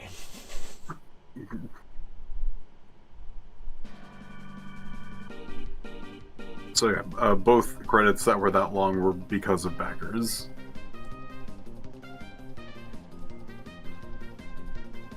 I like to do a little ritual, and I don't do this with all games, but I like to do a little ritual to be like, alright, time to like reflect on the games and things like that, and like just kind of respectfully like sit through the credits. Like a little victory lap, like, yeah, I did it, and here's like a cooldown period. Mm-hmm. And sometimes, when the credits are long, I go like, challenge accepted. I do like how I went a little crazy during the Mighty Number 9 one, where I started doing hour blogs on Twitter of just like hour 1 of Mighty Number 9 credits. I remember that too. I think my name might have been in there. Can you check? Let me run through that again. Yeah, can you just load that up and just beat it real quick? I did 100% that game insanely. You are Piff. Yeah.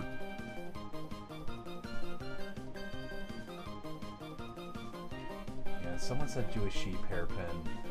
I actually think this Feeny might have some complicated thoughts on sheep. I'm gonna hit you with a kind of wild fact in a vacuum. So like I said, this is a caste system, and Phoenica is a noble. Her family does literally own slaves. like she's against it, but they do own slaves. Her support with the main girl is her being like, yep, this is how I realized this was wrong and why I'm trying not to, trying to deal with it. That's why she's like becoming a lawyer.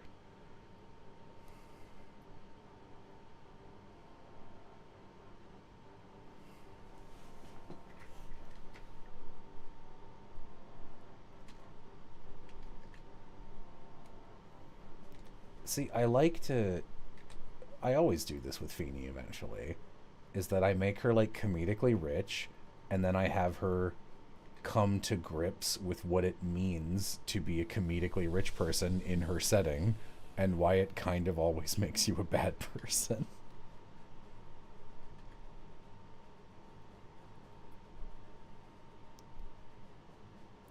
True. I thought you made her racist for a sec.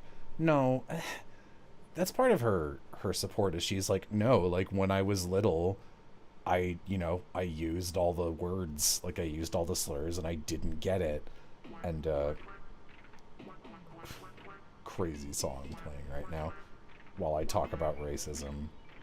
And she's like, yeah, my family is considered progressive because we don't keep any human slaves who are seen as like a higher soul ranking than the inhuman characters, even though that's like demonstrably bullshit.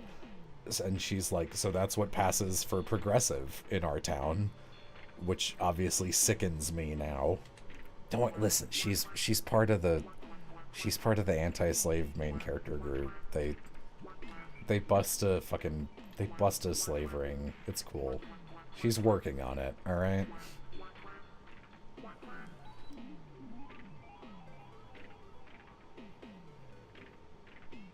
Working on it, become radicalized. Yeah. Listen, it is what it is. Some people work through grief in different ways. Some people own slaves. Are you? You own slaves. Are you a bad person? Yeah. Yeah. That one's it's gonna be hard to argue against that one.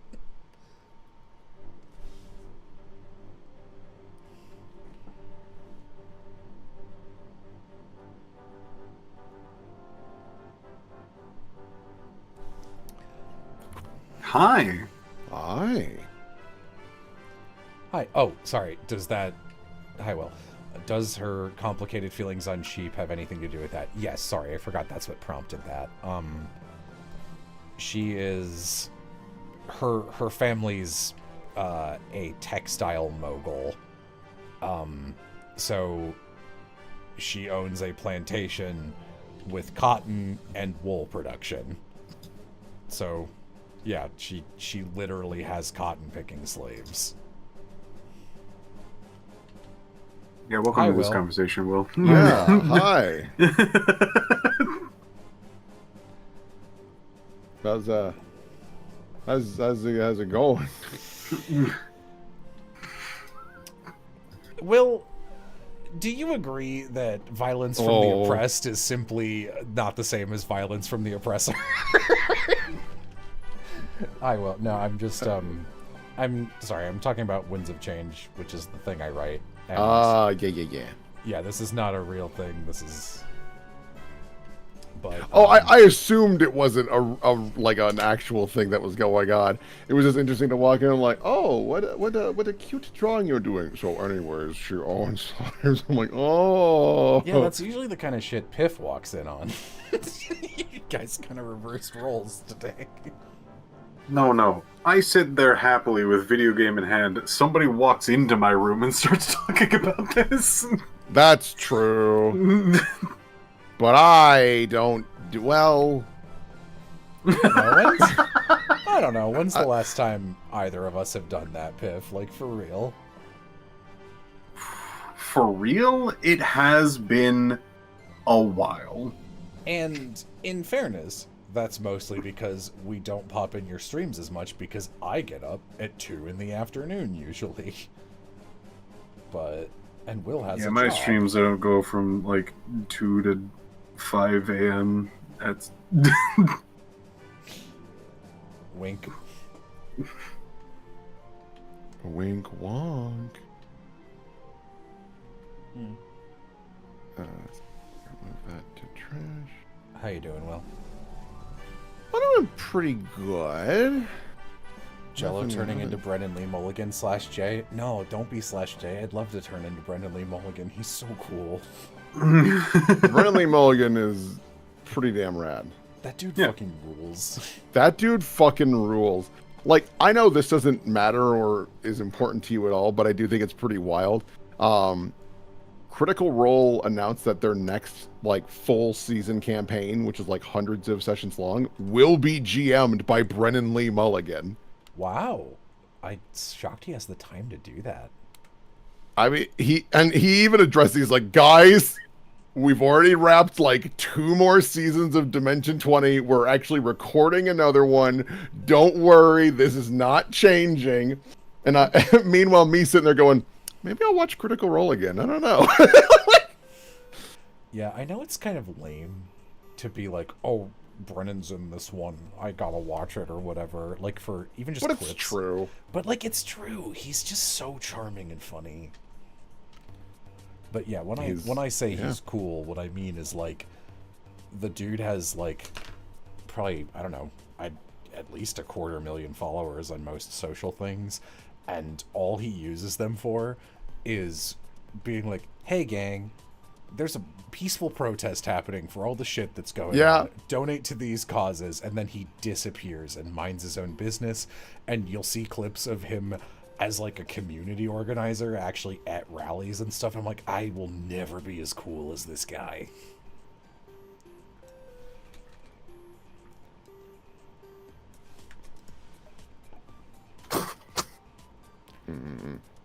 No, This one is he's so cute. Yay! cool dude. I'm glad you think so. Yeah, she's cute as a button. Yeah. I see you've grabbed Legally Blonde as a reference. I literally just like watched this with Amy, and Elle Woods walks in with this fucking haircut in this outfit, and I actually went, Yeah. oh, hi, oh my goodness. Dude, she's cute as heck. No, she looks incredible. So, like, super fair. Someone pointed this out hours ago with the... God, Oz did this sketch of Feeny like maybe 8 years ago at this point. This is for anime campaign stuff and other things. I actually used this in a couple documents. Yeah. But like... Hello. Hello. I'm here to chill. Right. Yeah, but like this Feeny... This is the one that I feel like is probably the one that's most will-coded, actually. Yeah, I do like this interpretation quite a bit. Very like, Did Oz do that one? Mm-hmm. Yep, this is the reimagining of her first one. Functionally, Feeny and Naven both originate from a Smash 4 fanfic, which is so funny.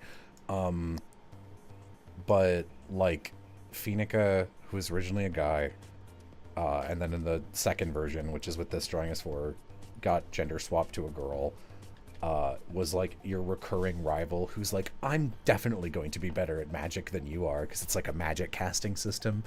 sure.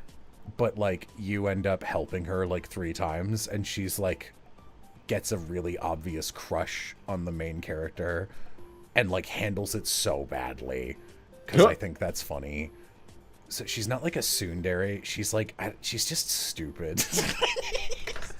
That can be tsundere-esque, yeah. Yeah.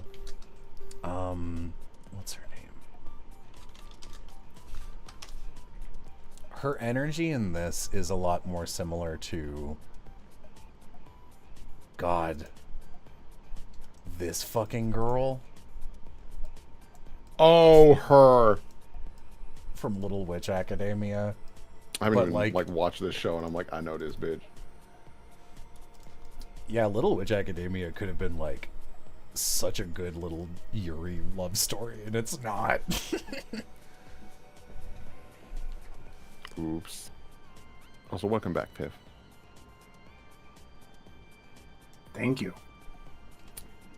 think I will treat myself to something on my wish list because I got an email saying it's on sale. Yeah, ha ha. Where is it? Never finished Little Witch Academia? Literally don't. It really gets like so much. It's a trigger show. It gets so bad in the back half. That's what they do. Oops. I watched it. Piff, were you there when we watched Little Witch Academia, or were you just... Because Cubes... Yes, I think I was there. You were there. Okay, it was like me, you, and Aram, I think. There was I think I another was on person. the back half. Yeah, you showed up, and we had to, like, explain to you what fucking Croy was doing. Like, what is this? You know how, like, usually Piff does this, where literally this stream, it'll start and be like, I want to tell you about a piece of media I recently engaged with, and it'll just be the most insane shit. It was like role reversal, where Aram and I had to keep explaining, like, well, here's what's going on, and you'd be like, why? Like, I don't know. So, I am still kind of mad at Little Witch Academia. Yeah, it's bad. I don't particularly care that the main villain entire plan, start to finish, the concept, the execution, everything about it, terrible. No, it's true. What I think still baffles me to this day, and even in the weirdest, like, somebody can freaking sneeze and freaking reaction channels to be just like, can you believe this asshole? We should, like, destroy his entire life for sneezing. Like, culture. I still cannot believe, like, a sort of bad call in a soccer game made the entire world flip on their phone and hit the I am upset button thousands of times or something. I literally forgot that happened. It sounds like you're making shit up, but you're not. That part of her plan was like, I'll grab the rage from FIFA. Well, there's a lot. So the plan's not entirely stupid. Just mostly. It's a lot stupid. Now, hold on. We're trying to be constructive around here. So we're trying to be conservative. I was like, no, we're not. What are you talking about?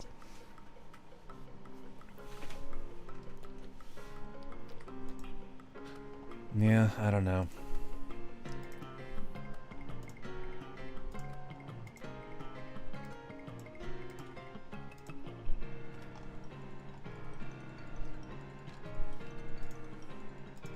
Let's give her a little melanin. As a treat. Look, anyone who's ever colored a Phoenica can tell you this bitch is too white. It's like legit a problem. I'm not even joking.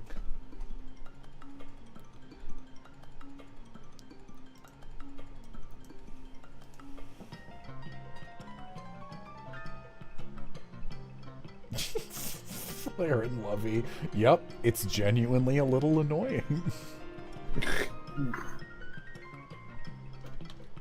Melaninless.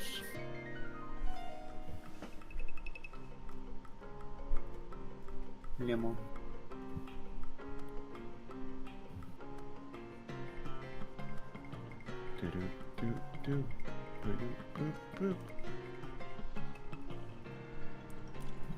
Happy you guys popped in.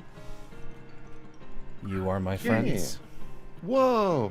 Whoa! If I can get real on the stream. I like you guys. No way. No love? Some love. I legally had to gather documents to prove my love today for the immigration committee. What'd you get for me? You know what's funny? I is got you a bag of chips with Funyun flavor. Oh, well, alright. You don't like my Funyun flavored chips? No. I'll say it, no. Huh. I'm gonna be brave. Okay. I'm gonna be brave today. Hey, Steam, what the fuck is going on? Jello, this is just Heather McNamara from the Heathers right now. Oh no. How did that happen? Yo ho ho, he took a bite of gum gum.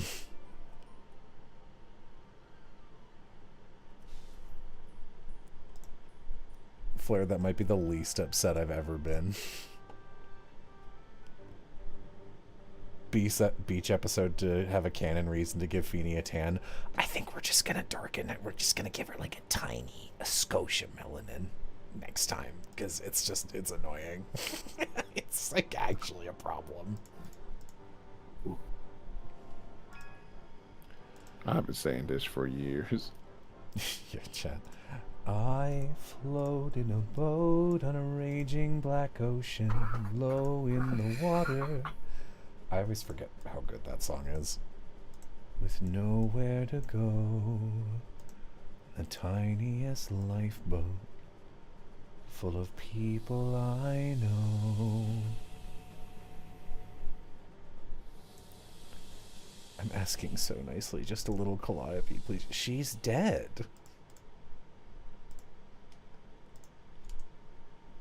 What? This character died. Theme of dead mom. Damn.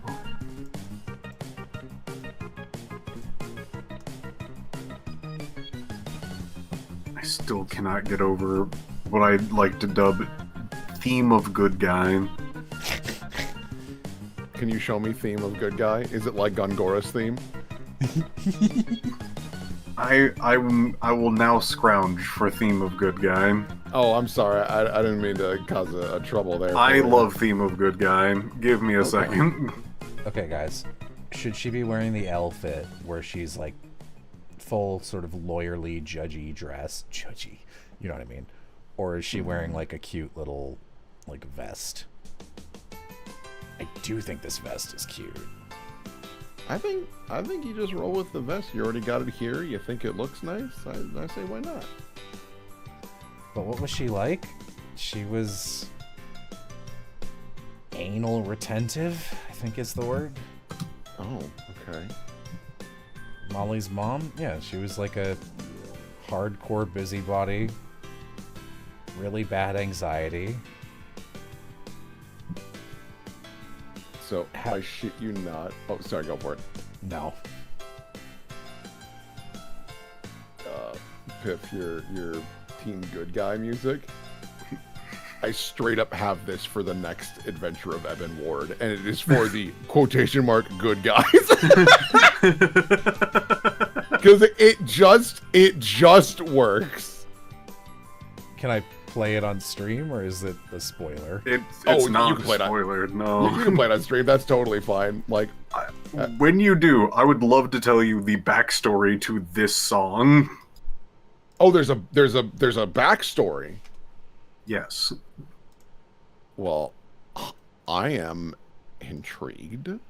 Okay, do you want the backstory first, or? No, play it and I'll give it a little spice. Okay, it's going. Okay, so this song plays when you enter a church. And when you do enter a church, this just starts playing. And I thought I was in like a dungeon or something like that. No, it's the church. Oh my goodness. This track is incredible. So they're going to be like secretly evil later, right? No. They're like evenly oppressed throughout like the story. They're just trying to help the common man. They're in their own lane. Me when I'm a good guy. Honestly, incredible bait and switch. This, you know what this is? This is what we wanted with Strong Heart. Yeah. Oh, Strongy. Strongy. Oh, Strongy. People still be like, you guys are wrong about Kazuma, and it's like, sorry I didn't play the game you did in your imagination. Let's close our eyes and imagine. I've had people like argue that before with things where it's like, well, if you interpret it this way, I'm like, stop right there. What do you mean? If I view the character entirely differently from how they've been presented, yeah, then you know what? You might be onto something. But that is not how they are presented.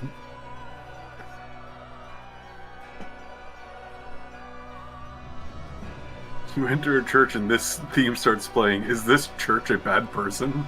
Are you a bad person? Good one, Chatter. Well done, Chatter. You get 1 high five. Yeah. Are you a bad person was such a funny bit.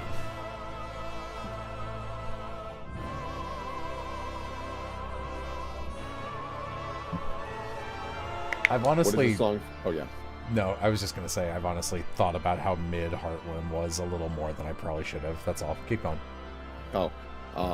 What is the song from? It is from Tales of Berseria, which is a cool game, and then it starts doing dumb anime bullshit, and it's very frustrating. But ain't that just the way?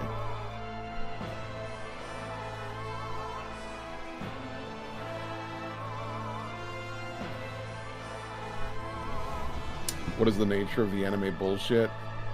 I guess I know. kind of pick your flavor. Yeah.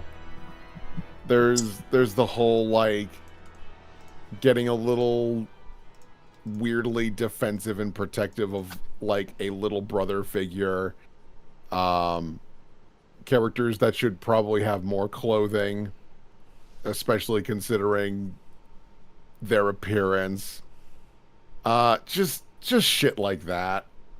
Just, it sucks because none of that's there for the first, like, 10 hours or so. So you're like, oh, this is, like, pretty cool, actually. I'm really vibing with this. And then that starts cropping up more and more. And it's like, that's why I stopped. I was, like, really enjoying Berseria. And I was like, I can't with this shit, man.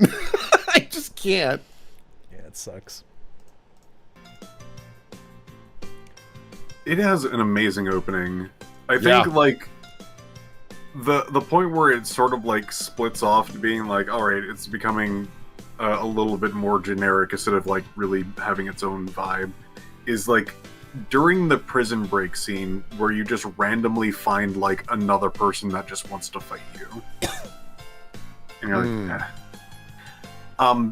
So the game starts out just like, you're, like, a pretty competent fighter, but you, like, gather things, and you start, like, noticing that, like, the wildlife's, like, kind of, like, is a little bit more, like, I guess, defensive and, like, kind of grouped together and things like that. And you're like, alright, that's fine or whatever. And then, like, shit just goes off the rails. Your entire town basically gets slaughtered. You, like, see a person that you've, like, had as a figure of, like, trust basically just kill your brother that you've been trying to, like, save because he's been, like, sick.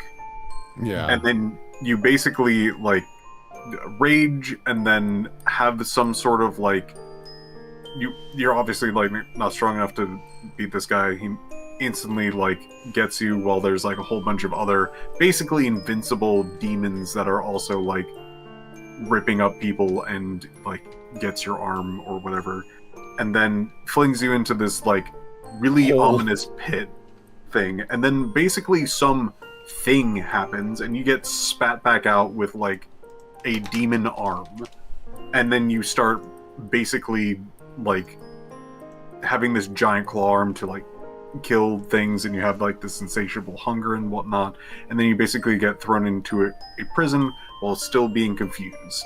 And, like, scared and all this other stuff. Like your world was turned upside down. 3 years later, you're just like, fuck the world. I've been just given demons to like eat, and I am now like hardened and do not care about anything. And you're like, cool, very interesting way to like go about all of this. And then they like have a very interesting turn where somebody comes in and goes like, hey, I'm letting you out.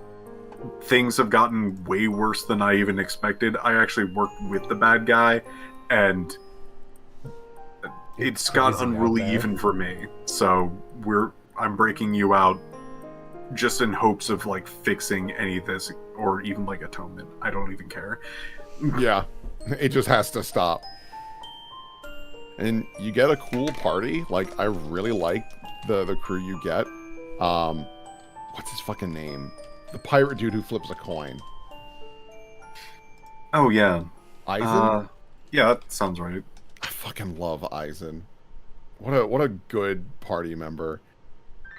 Just, yeah, I don't know. They just did a lot of things right where I was like, okay, I like what you're cooking. And then just dumb anime bullshit starts happening. Yeah. Okay. Arise kind of had that problem too, where it started out okay, and then it was like dumb anime bullshit at the end. The other really big problem, and we're gonna avoid like spoilers for Arise because I think it's a pretty solid game. It just kind of poops its pants. Is it goes big when what it was fine and was actually good. They just try to like make it. Oh, but dude, you thought it was bad? It's so much worse. I'm like, actually, that like really diminishes everything that's happened so far. So that's neat, I guess. And it does also have the anime bullshit of like, no, everyone deserves a second chance. The villain that they're talking about, who has done like some of the most heinous shit, they're like, no, he's just misunderstood. And I'm like, I can't, dude. Yeah, okay. I think this Phoenix turned out really cute. Yeah. Nice. Very cute. I love the hair. The hair is nice.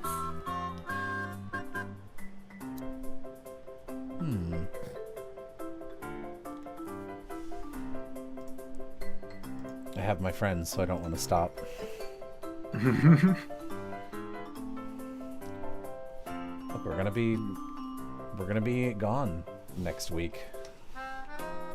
So I gotta have my. I guess we'll have Biff, but I guess we'll have Biff.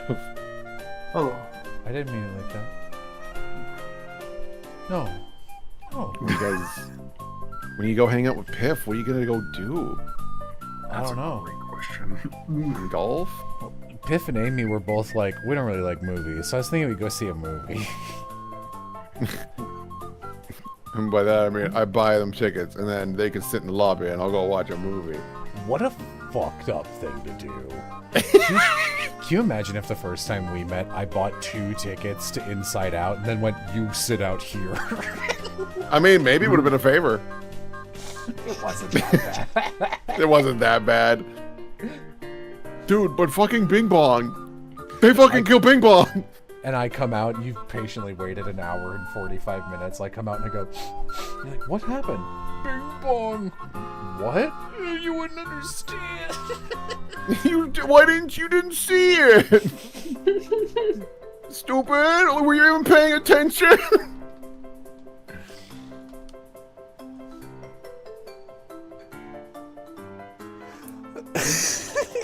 Flare? Bro, actually, Amy, do you have chat open? Can you read Flare's message? It feels like one you would read well. Bro, they fucking killed Bongo Gongo, dude. Me playing Donkey Kong Bonanza. Apparently that game's incredible. It looked pretty darn fun. It looks like a good time. I'm like, is that's Donkey a console Kong- seller. I'm not gonna buy it though. Yeah. Yeah, it looks like a good game. I'm not getting a Switch 2. No. They fucking raised the price of the Switch 1. Yeah. This is... People not fucking... cross Honestly, how dare they? Who the fuck do they think they are? This is why you should all stop supporting Nintendo, but I know you won't because you gotta have your little Marios and your little wahoos, yahees, and stop it. The general public would cross a picket line for an old moldy raisin. If it at least said that, like, bro, you can use a GameCube controller on it, and you're like, well, I gotta. The raisin said chicken jockey. Chicken jocker. Yeah. Like, literally the only thing that would ever make me go, I guess I'll get a Switch 2, is if they were like, here is Phantasy Star Online episode 1, 2, and 4 fully remastered with, like, all the bells and whistles, and like, maybe. But no. Hey, release a functional console with a functional controller, and I'll consider it. I mean, that's honestly fair. Yeah, for real. The first reviews I heard were just like, yeah, the Switch 2 is great. The controller feels worse, though. And it's like, what do you mean? What do you mean? How did you do worse than a fucking Joy-Con? Yeah, you just look, it's two N64 controllers glued to the side of a Switch.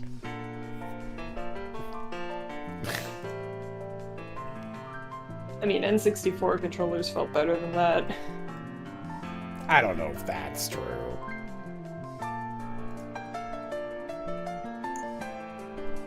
They were just weird. They felt fine to hold.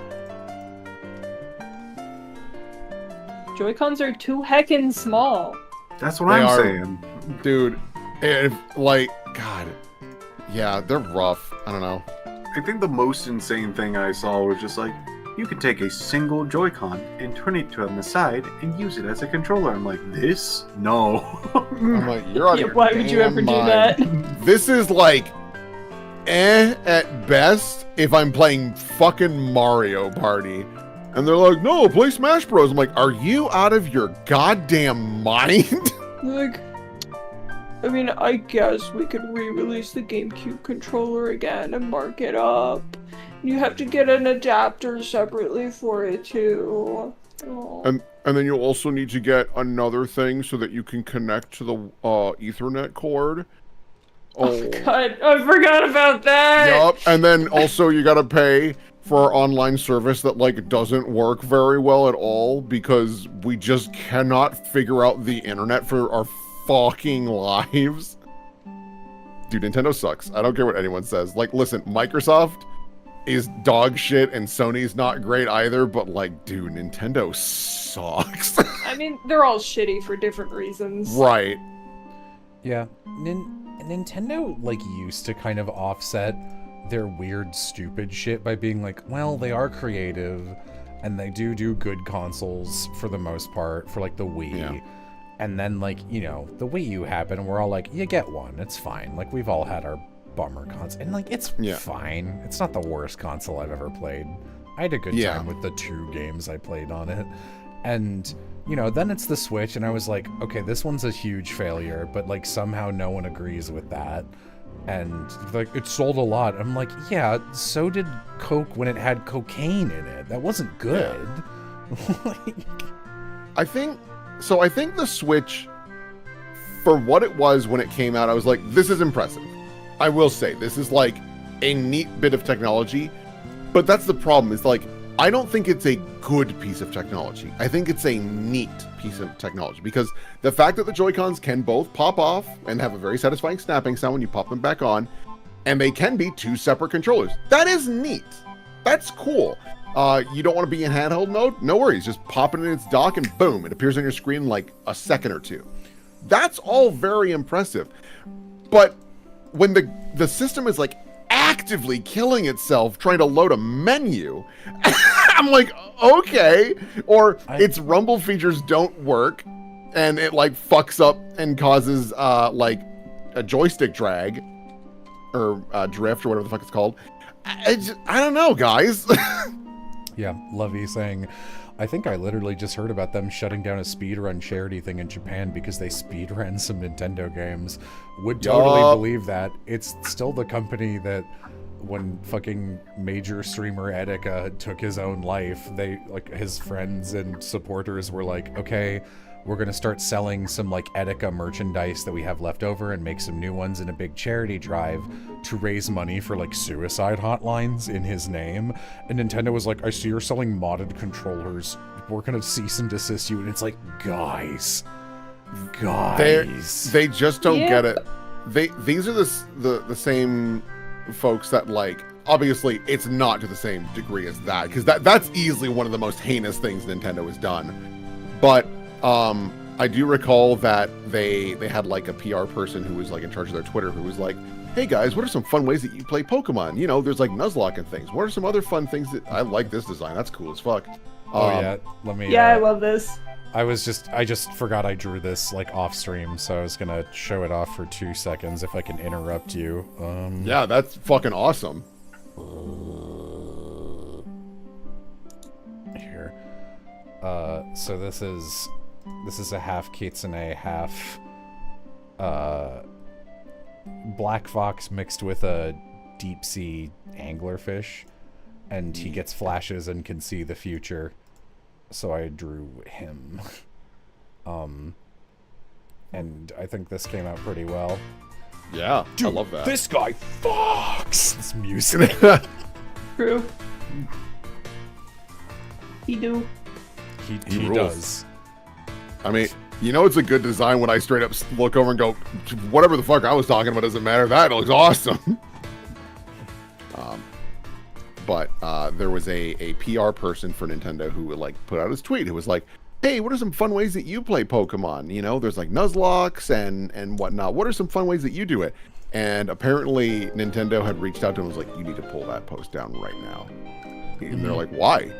And they're like, Nintendo thinks you're advocating for modding their games. And he's like, what the fuck are you talking about? It's just a different way to play it. And they're like, yeah, but it's not the way they designed it to be played, which is a modification of the game, thus making it not appropriate. I'm like, you suck ass, Nintendo.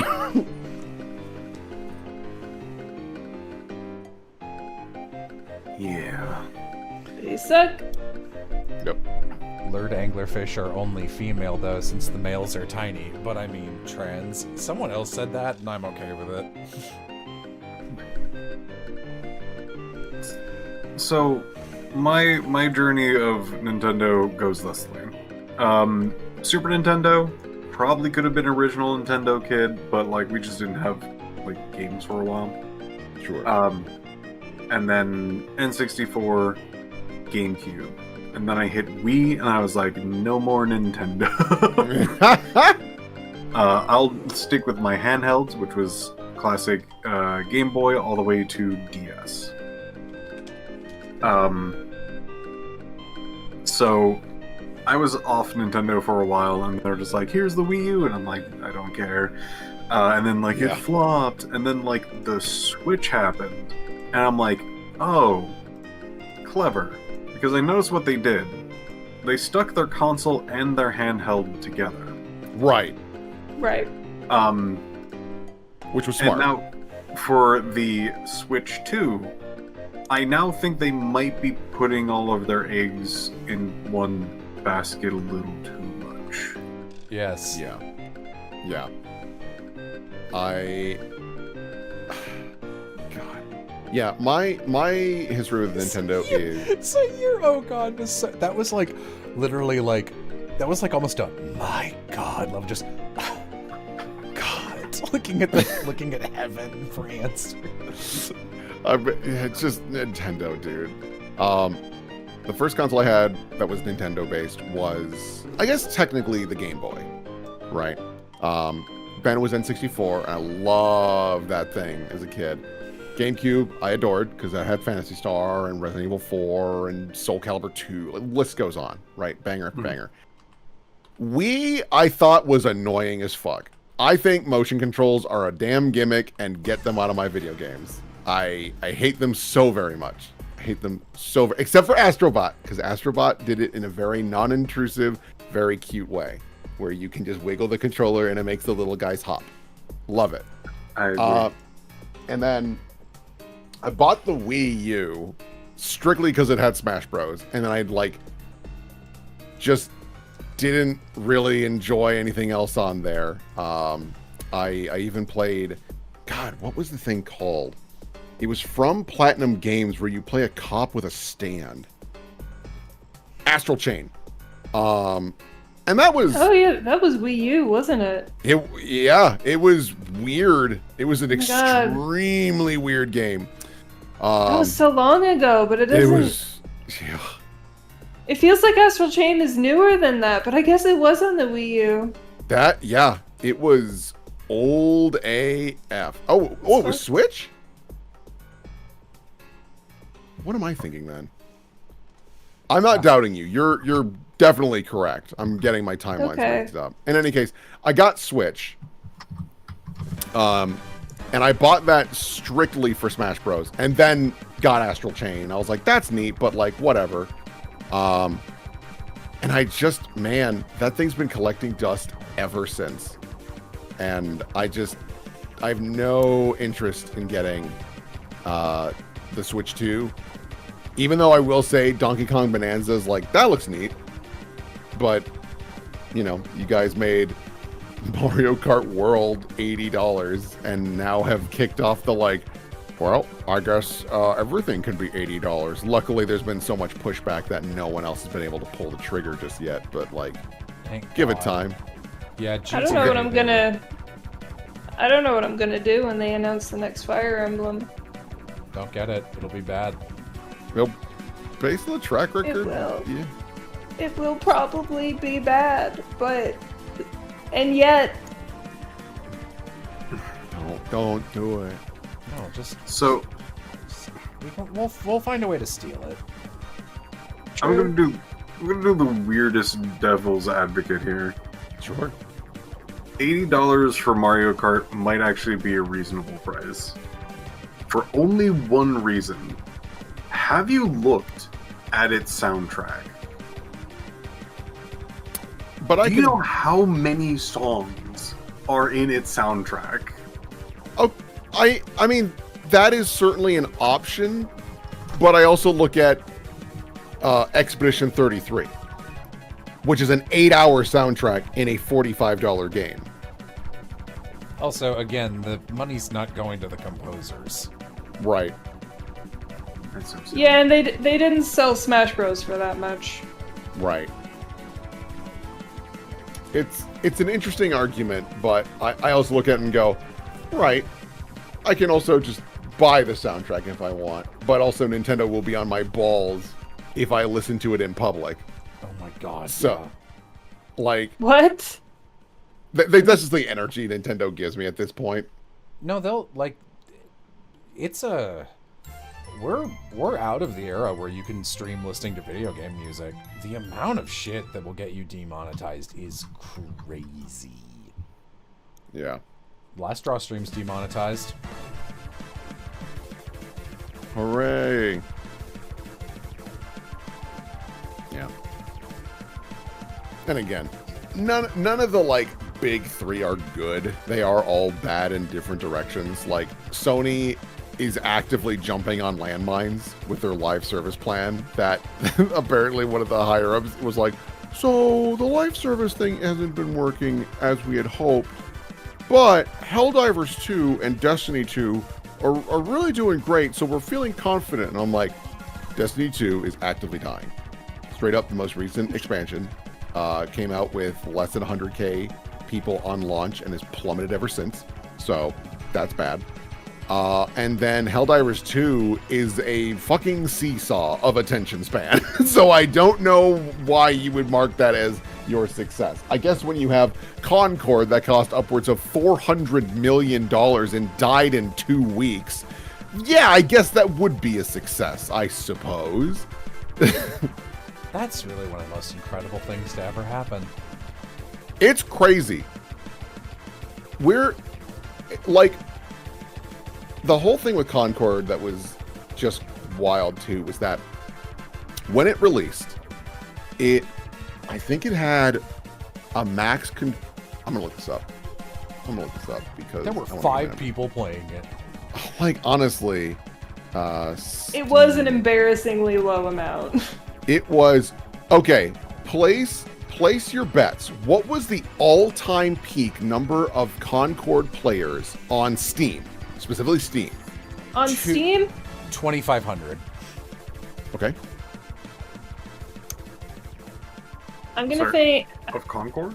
Concord. Hmm. And just Steam. Just Steam. Just reviews?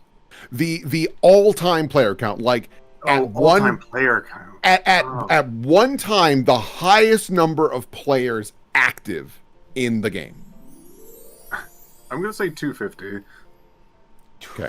I'm gonna say 3,000. Okay. To put in perspective, in the same year, Gollum, the terrible, buggy, just falling apart game that just sucked shit, had 758 players. Concord failed by having 697 at peak. Oh my god. I was closest by volume. Hooray! You were closest by volume. Added thing to put in perspective of like how bad this did. Sony confirmed that the game sold probably less than, I think, 25,000 copies. Like, Wow. this thing turbo died.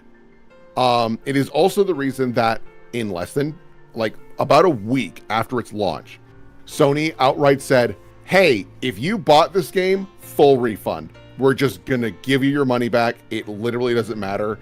We'll just compensate you.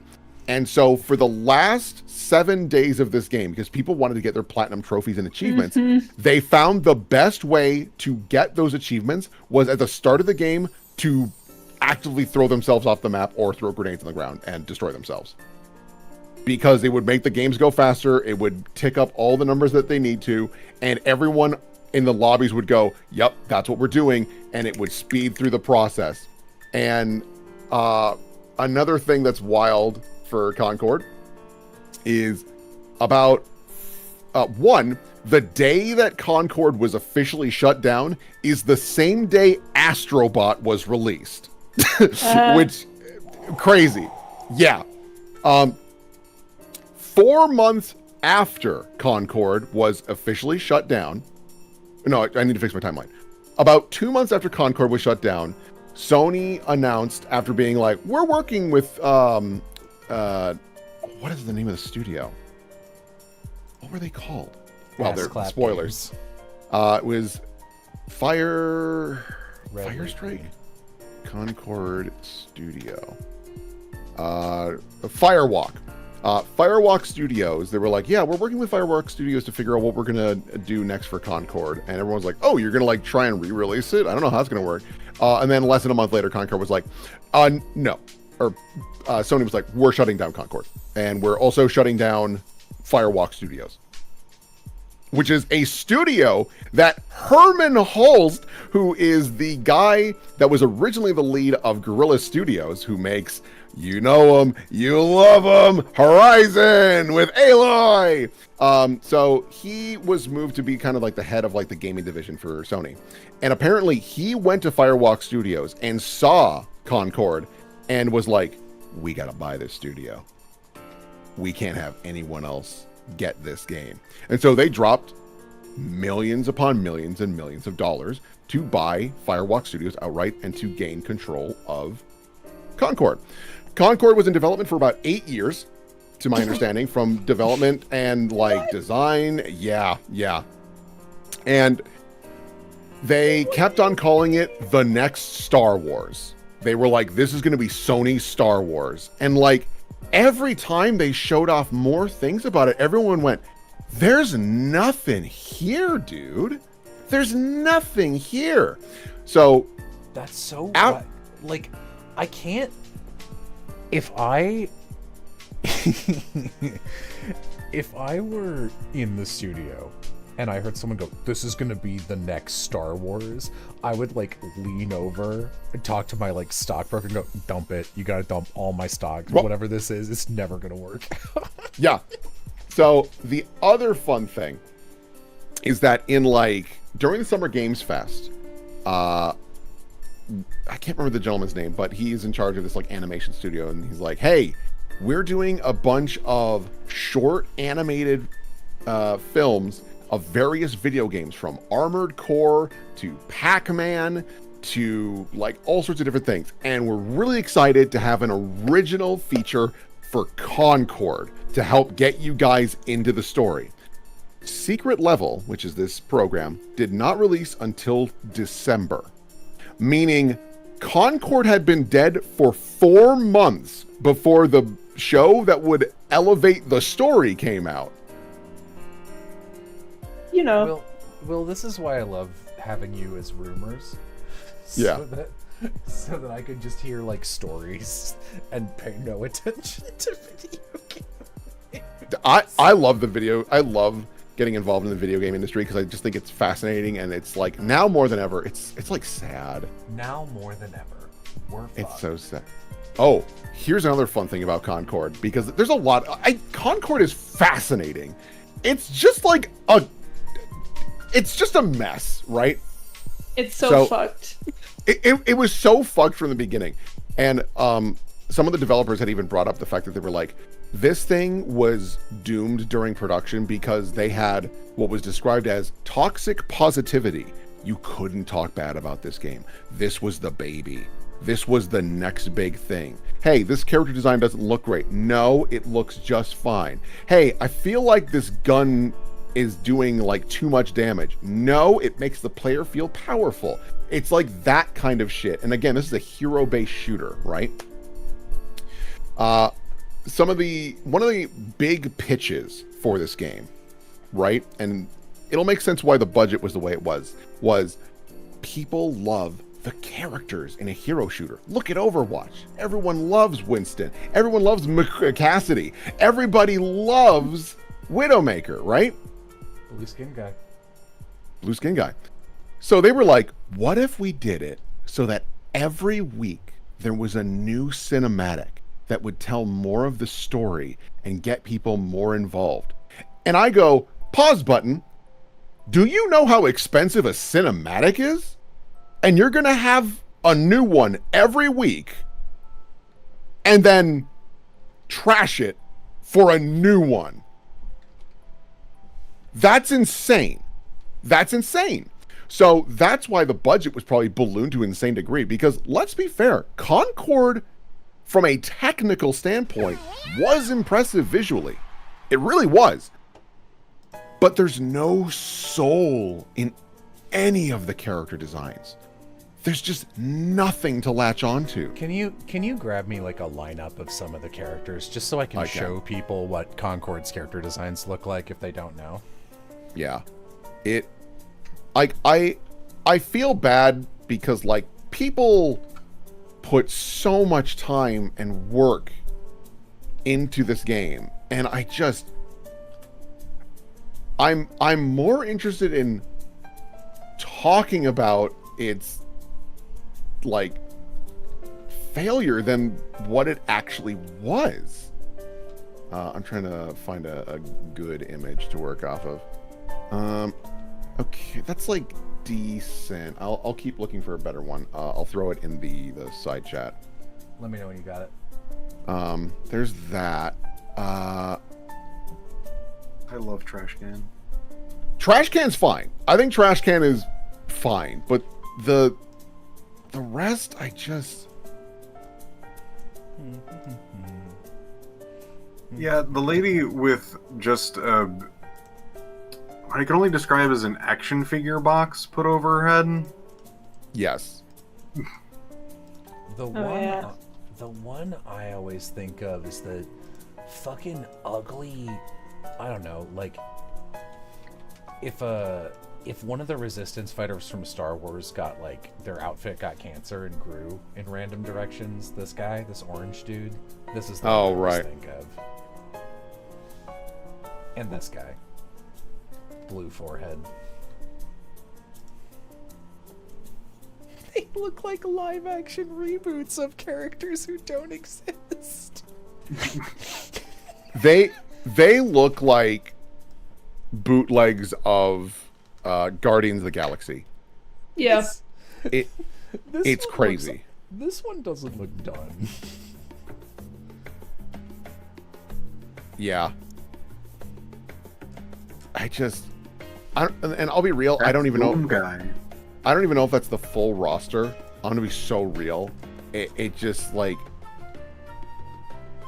yeah.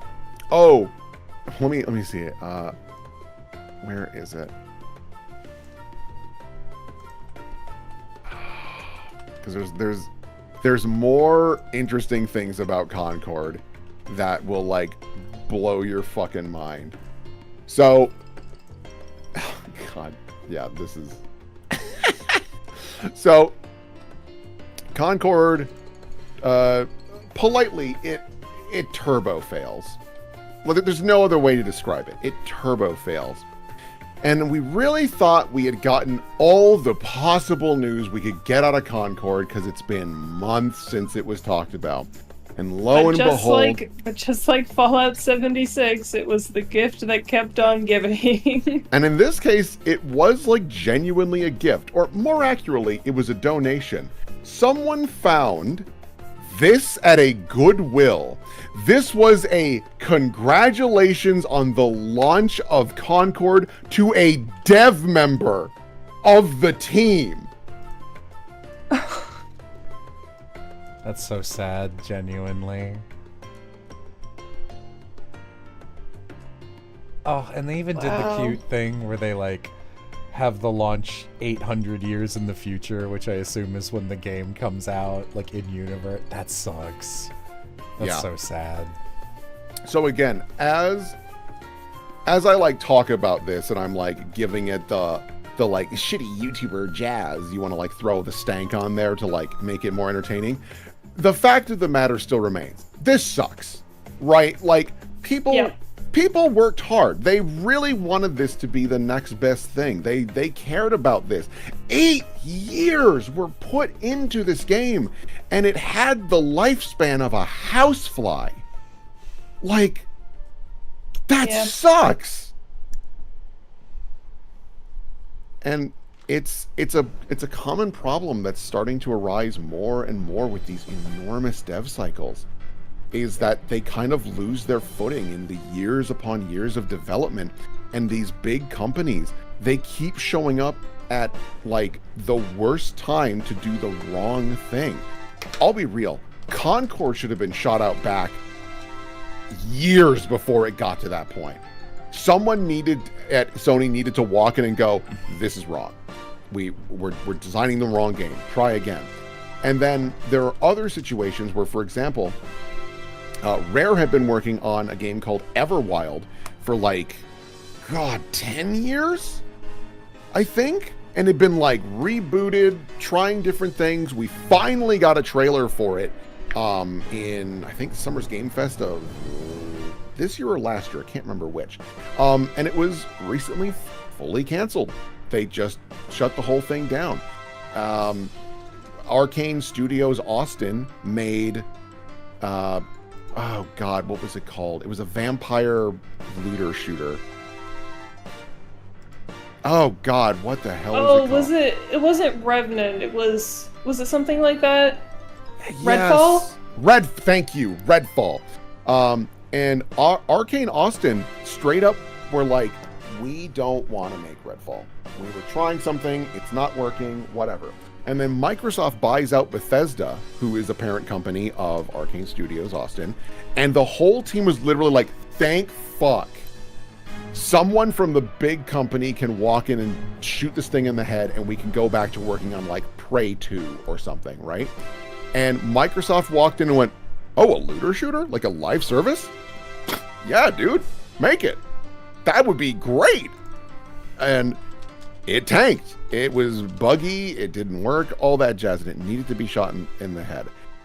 And the last thing that's really frustrating is the reverse, where, for example, Obsidian had been working on an MMO for, I think, 8 or 9 years. And apparently, Phil Spencer was enjoying the dev build that they had so much that they had to like pull him away from the game for meetings because he was like that locked in.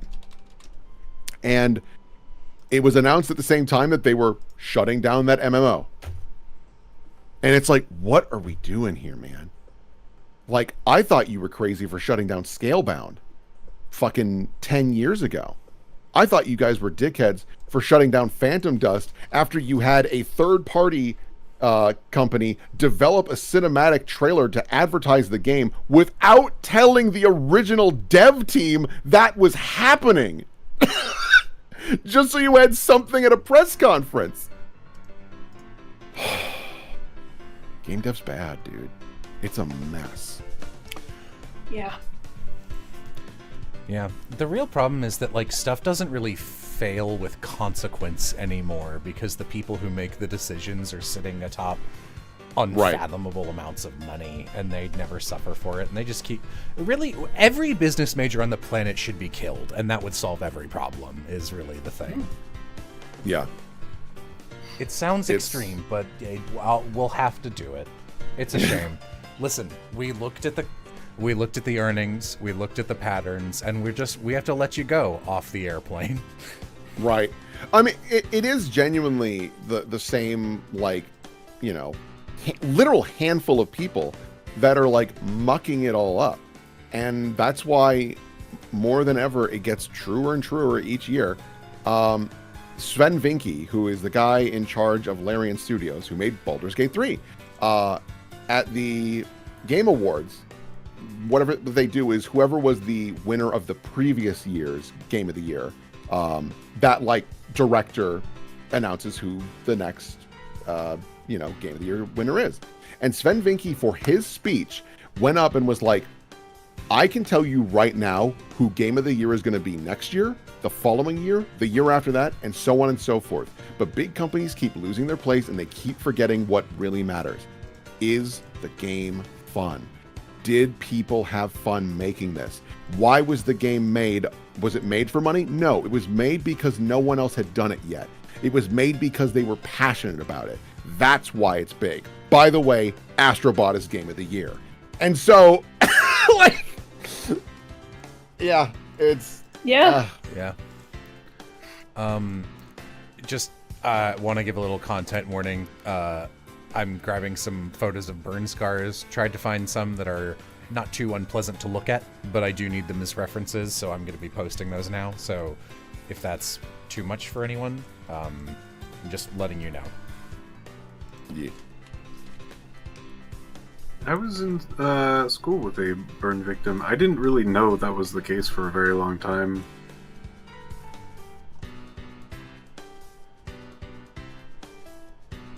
I just was like, oh, a person that has different skin. I just, like, never brought it up. No. Yeah. Unfortunately, having really, really hard time finding it on black skin, but... Like, no good photo refs. Oh, this one's not bad. So I looked back at Concord's, like, character design, and something, like, strangely hit me. I'm like, it all feels wrong. All of this feels wrong. Why does it feel wrong? Oh, like, some of the character designs, like, all of these are very human. Like, humanoid, just, like, pasted on as a human. If they try to actually go away from a human build, a human size, a human proportion, right, like, position of arms or whatever the fuck, it might have actually been kind of neat. But this is all human. And I thought for 2 more seconds, I'm like, was this for cosplay reasons? Oh. Perhaps. That's an... Huh. Whoa! Thank you, Anonymous. Whoa, I don't know what a sect is, but that's a lot of them. These are Swedish kroners. We call them Sekiros. Well, Thank you for 400 Sekiros. That might be like 30-40 bucks. thank you. Yeah, it's not nothing. Thank you Crooner. very much. I don't know Hey, the man. conversion rate for Sekiros. Hey man, every bit helps. It's always appreciated. It's always nice. Yeah, sorry, I'm just trying to. Still looking for references. No, you're good. What other fun things can I talk about in the gaming industry? Has the revolution happened yet? Not yet. Not yet. But Dude, indie games rock. indie games are great. Holy Which- crap. Hey, Like- you know what? Yeah, go for it. Like, pretty much every, like, not like the biggest of big games, because that still is, like, AAA money put into it most of the time. But, like, indie's been freaking throwing hands, and I think it's awesome. Yeah, It's I mean, great. the best. Like, I still haven't gotten through Expedition 33. It's fun. It's incredible. But I was having a great time. But like, even shit like Of the Devil, like Yeah. I don't Of know. the Devil's incredible. Indie games are just like, hey, here's Of the Devil, and it costs like what, like $15, and it's like, I don't even know if it's that much. not only is this the best thing right now in this genre, it's kind of the best thing ever in this genre. Like you can take for example, because we've talked about like Of the Devil is outstanding. Please play it if you haven't already. Support that team. It's like I think it's like 6 people. I think it's really small. And then there's like 1000 X Resist, which blew us away. Yeah, I Uh-huh. still need to play that too. It's so good. You gotta Definitely- tell me when you start playing that, like... Don't stream it. I think that game is I way wasn't more gonna. enjoyable. Yeah. And the craziest part is looking at all these games and I'm like, it costs more to get lunch. It costs more to go get a burger at McDonald's than to play this like truly awe-inspiring like 12-hour game. It's crazy. It's crazy. And like even not narratively focused games like Tiny Glade is kind of Yeah. fucking phenomenal for what it is. Tiny Glade is like, watching it kind of blows my.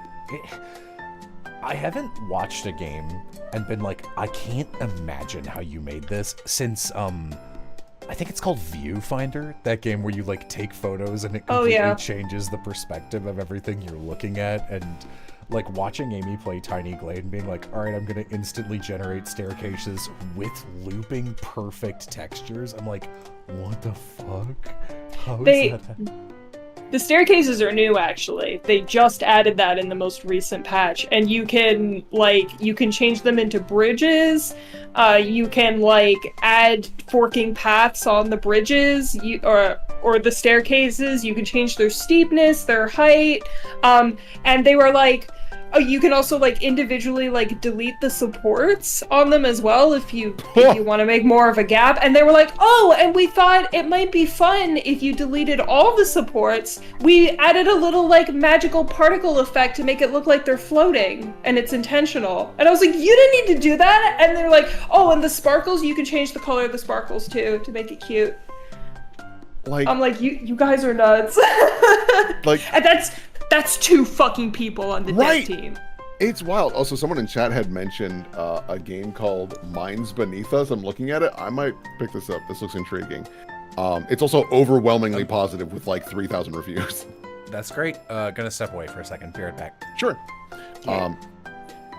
But yeah, it's.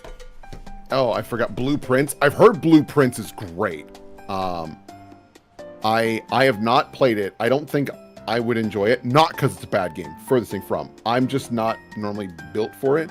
For folks that don't know, Blueprints has been described as, I think it's funny, as a Metroid Brainia, where the gimmick is that you are some individual who is going to this house, and every time you go in, it changes because it's a roguelike in the way where you are given rooms to enter. And you must like play the rooms in a certain way to gain access to new rooms and, more importantly, new puzzle pieces that allow you to open more areas. And I was like, that's really cool. And apparently everyone loves it. Another puzzle game that people really, really enjoyed is called Lorelei and the Laser Eyes. You've played this? Okay. It's really good.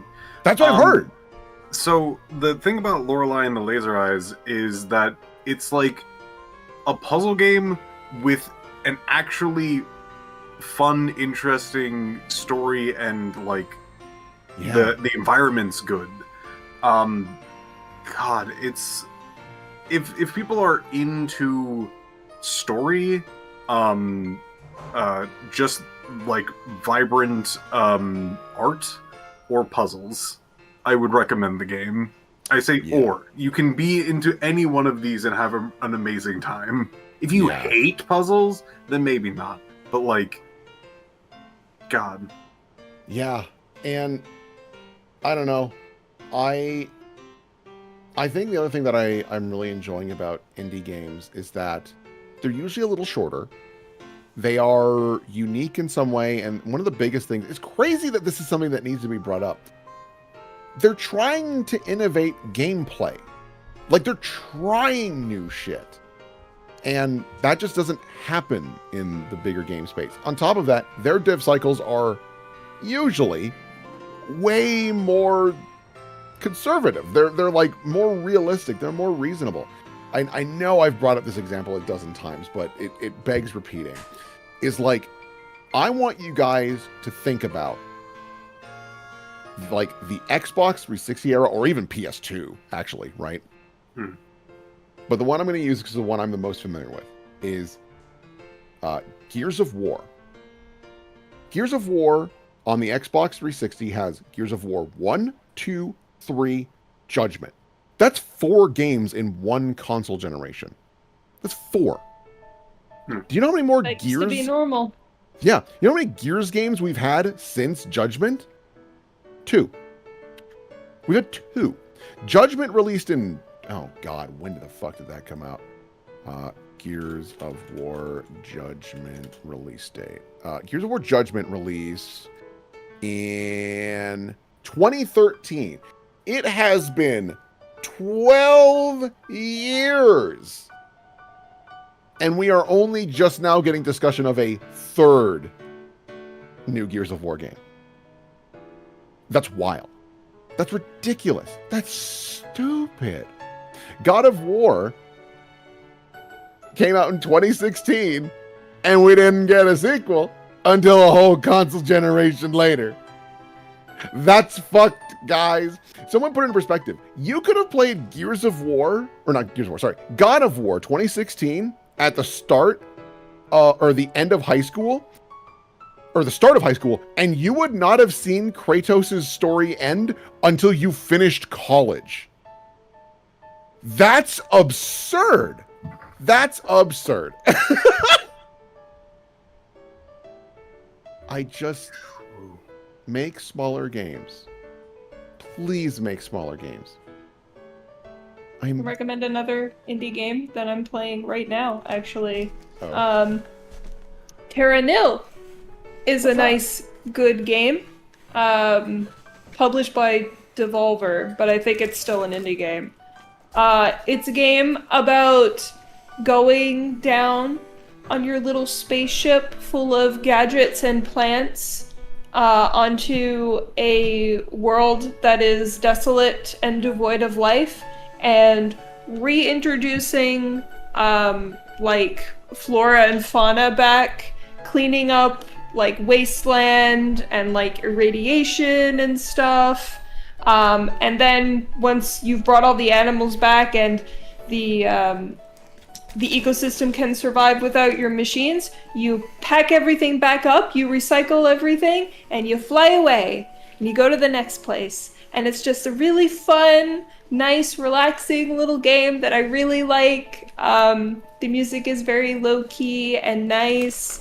It's got really cute graphics. And they just had an update today, actually, that was free. So there's more content than ever before. That's pretty Yeah. neat. No, just like Reverse Factorio, yes. I've heard it described like that before. Like, yeah. There's a lot of good shit out there. You just have to do a little bit more digging, which is why I really recommend. There's a YouTube channel I watch called Skilla, this Australian guy who just like does video game reviews and whatnot. I really like his opinion. He like is not afraid to call it the bullshit, and he's been my go-to reviewer ever since he had the stones to be on launch day. Last of Us Part 2 sucks, and here's why for 40 minutes. I was like, my man, you and I, we're gonna be buds forever. Fucking yeah. And on launch day, he even calls out Death Stranding 2. He's like, Death Stranding 2 is not as good as 1. And everything that he said about it was, because I watched a full playthrough, I was like, I agree with all of this. Even though I didn't play it, I was like, I feel this. Like, I totally get that. Can you spell that? Absolutely. That's wrong. Skill up. And he does this thing called This Week in Video Games. And it's every Wednesday or Thursday where he just does a 30 to 40 minute wrap up of what's been going on in the gaming world. And it starts off with like the big headlines. So he did talk about, for example, Marathon. If we want, I can go into that nonsense.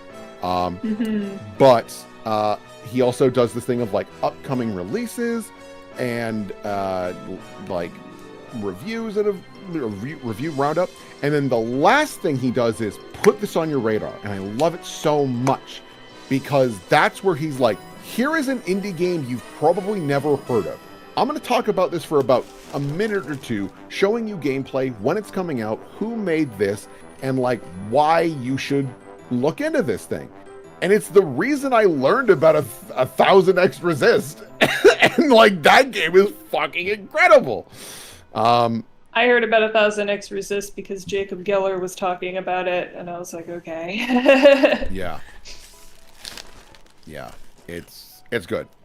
He also recently released a website called This Week in Video Games, where the whole gimmick is it's like, because he was like, I'm so sick, and he's like, I get it. These sites need money, so you have to put ads everywhere, but it's so frustrating. I'm just gonna make my own. And so it is completely user funded, but available free to the public. You can just pay if you want. Ad free, just gaming journalism. And it's not just like, here's our review, or what are the top 10 things you would hate to have happen in Death Stranding? Like none of that bullshit. It's like, hey, we did a full on interview with CD Projekt Red to talk about that Nintendo's like Switch 2 has this thing where it's like you get a physical cartridge, but you still have to download the game. Like it's more of like a thing to just get it. Like the game's not fully on there. You have to download the rest of it. And there was one person on the CD Projekt Red team who was like, we're not doing that for Cyberpunk.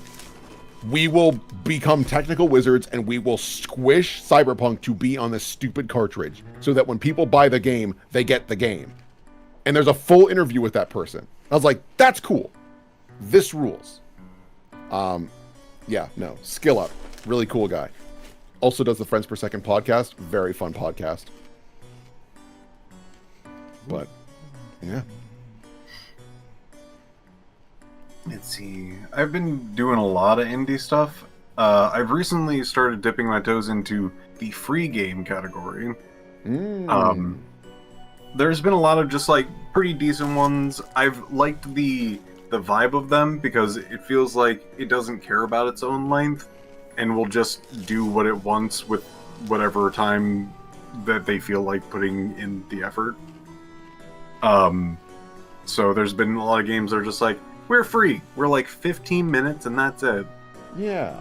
And I've been like, cool. Some of them are like well made, some of them are horribly made, but like hey, they're free. It's unapologetic. It's bite size. I kind of love them. But the one that I can actually recommend to a wider audience because it is chunky enough to feel like it is a full game. It is well enough made that like would be surprised that it doesn't cost any money because it is just that good. Yeah. But it is just free. It's called Slider. It is a game where you construct a slide puzzle, but you are on the slide puzzle.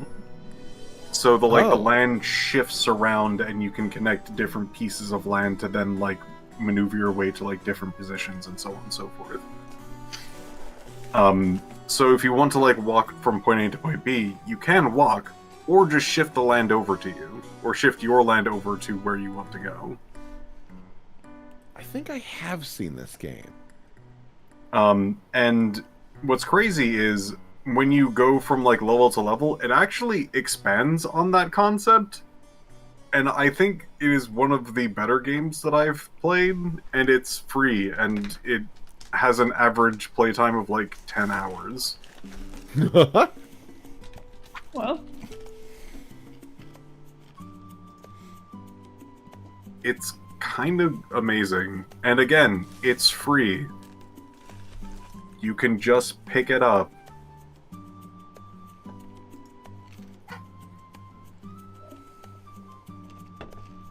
Yeah. I like video games, but they've been kind of going through it.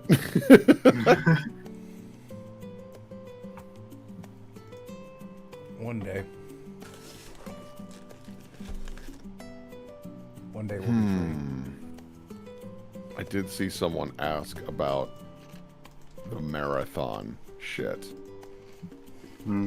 Did people want to hear about... Because it's kind of old news at this point, but I did talk about Concord for... Please regale the marathon. Will, I could So- listen to you talk about video game like it's For those gossip who for don't know, hours. Marathon is how a long- game... Sorry, how long have I been muted? I said, Oh, Will, probably a while. I could listen to you talk about video games like it's gossip for hours. True. Same. Well, welcome to Will Rambles for a while about shit that you probably won't impact your day, but is still interesting all the same. Well, you could be on the radio. I could. I won't. That's the funny part. I could be on the radio, and I choose not to. I actively tell them, like, don't you dare put me on the air. I will fucking explode. But Marathon is a game that is in development for under the team Bungie. If you're not familiar with who Bungie is, Bungie are the guys and gals and yes. folks that made Halo. And believe it or not, Halo was not their first game. Their first game was, weirdly, Marathon. And a lot of people were pretty excited to hear that Bungie was going to be doing a kind of, I guess, a reboot of the Marathon series, because it's what led to Halo and eventually led to Destiny, which is kind of poo-poo butts right now. Marathon, though, gave people a bit of a surprise that they weren't anticipating. Sure, the art style and art direction in general is lovely, which has a caveat. We'll get to that. But the thing that was really confusing to the people was that it's going to be an extraction shooter. If you're not familiar with an extraction shooter, it's a game mode where everyone goes into a map with all of their gear, all of their best equipment, and if someone domes you in the head and you don't get it back, you lose everything you just earned. It's gone. You lose. So this didn't sit super well with a community that has been playing Destiny for well over a decade, where if you get a gun, you keep the gun. Well, unless they decide to archive entire story arcs, which Destiny does, but that's a whole other can of worms. So people are really nervous about Marathon. And they start, like, really eyeballing it more and more. And they're going, well, I'm not really vibing with a lot of the things that are going on here, but thank God the art direction and the vibes are immaculate. Maybe that'll carry it over the finish line. In comes an artist from, I believe, Scotland, who is just like, hey, I don't want to be this person. Bungie straight up stole from me. And everyone goes, what? What do you mean? And I want to get their name. Marathon. I was gonna say, can you get the image, because you Yes. showed it to me and I was kind of floored. It's pretty crazy. Yes, this will do nicely. I also want to make sure I get the artist's name, because that's very... Okay, Anti-Real. That's their name. Cool. So there's an artist by the name of Anti-Real who was like, hey, I don't want to be this person, but I gotta be real. Bungie, they robbed me. And everyone's like, really? What do you mean? And they posted this. And this is only a fraction of what was found. A fraction of what was found. And as you can see, it's egregious. And so everyone is looking at this and being like, holy shit, like the icons are, not only are they the same icons, they are in the same order.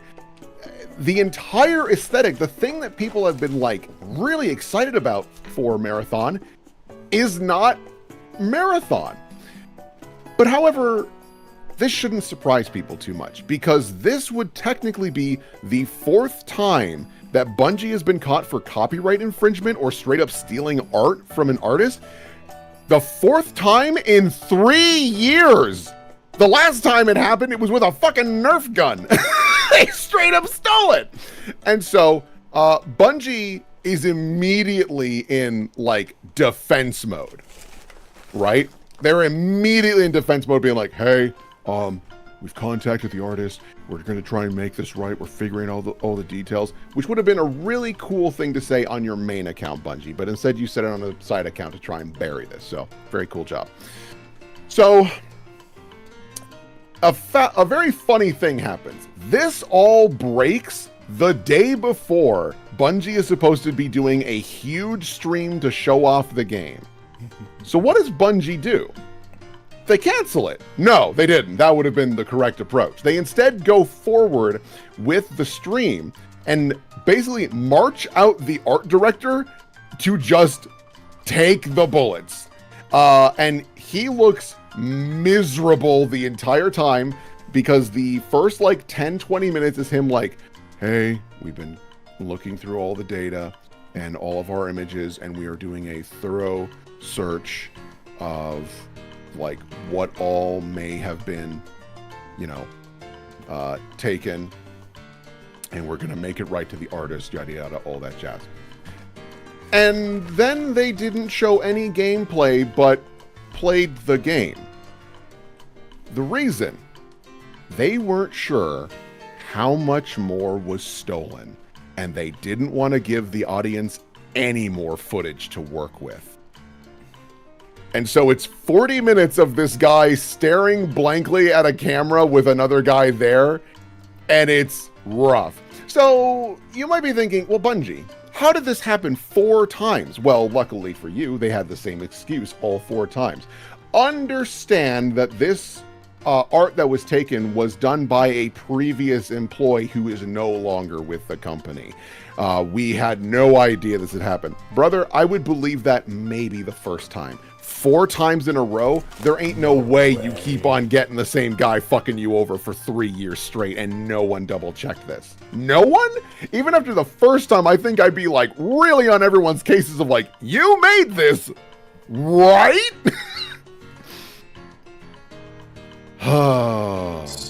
So, this is definitely just me guessing. Yeah. But my guess is, it is a way higher up person that is sacrificing lambs beneath them, Yes. going like... Oh, yeah. Absolutely. Oh, we know that's probably the case for multiple reasons, which I can get into in a moment. But to put in perspective of how bad this, I will describe it as a kerfuffle. It's a bit more than that, but it's a fun word for the moment. This game is supposed to release in September. So next month. Wow, that's crazy. They had an alpha 2 months ago. Now, I don't know a lot about game dev.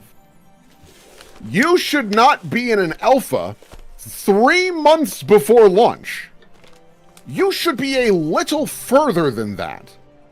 And a crazy thing on top of all of this is about 2 or 3 days after all this news broke, with the anti-real artists being having their art taken, Sony pulled the advertising of everything. They pulled it from everything. And there were multiple individuals who were part of like marketing for like these big companies who were like, we've never seen this rug pull before of this scale. Like, we had deals all over the place advertising it. So people were like, is this game canceled? Like, what is happening with this thing?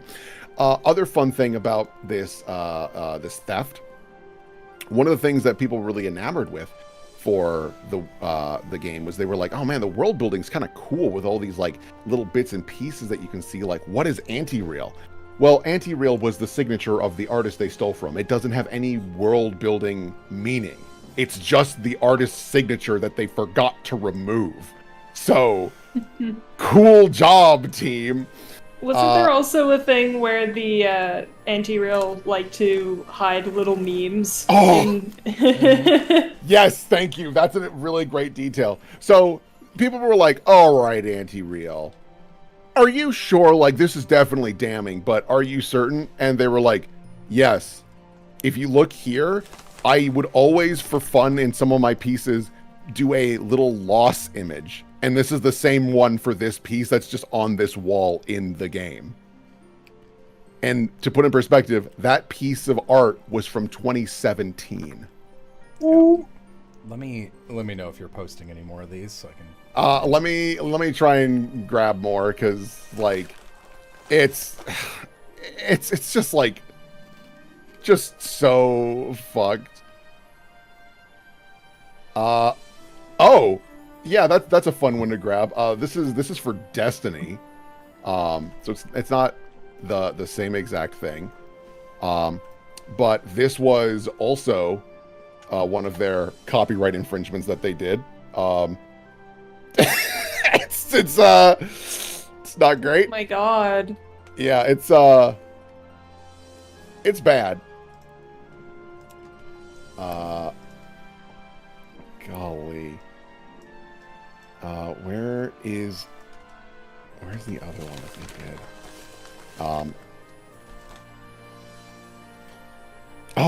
Oh my god. Yeah, this too. Fuck, everyone's like, oh man, what's Aleph? Is that a company? No, it's just a word anti-real made up.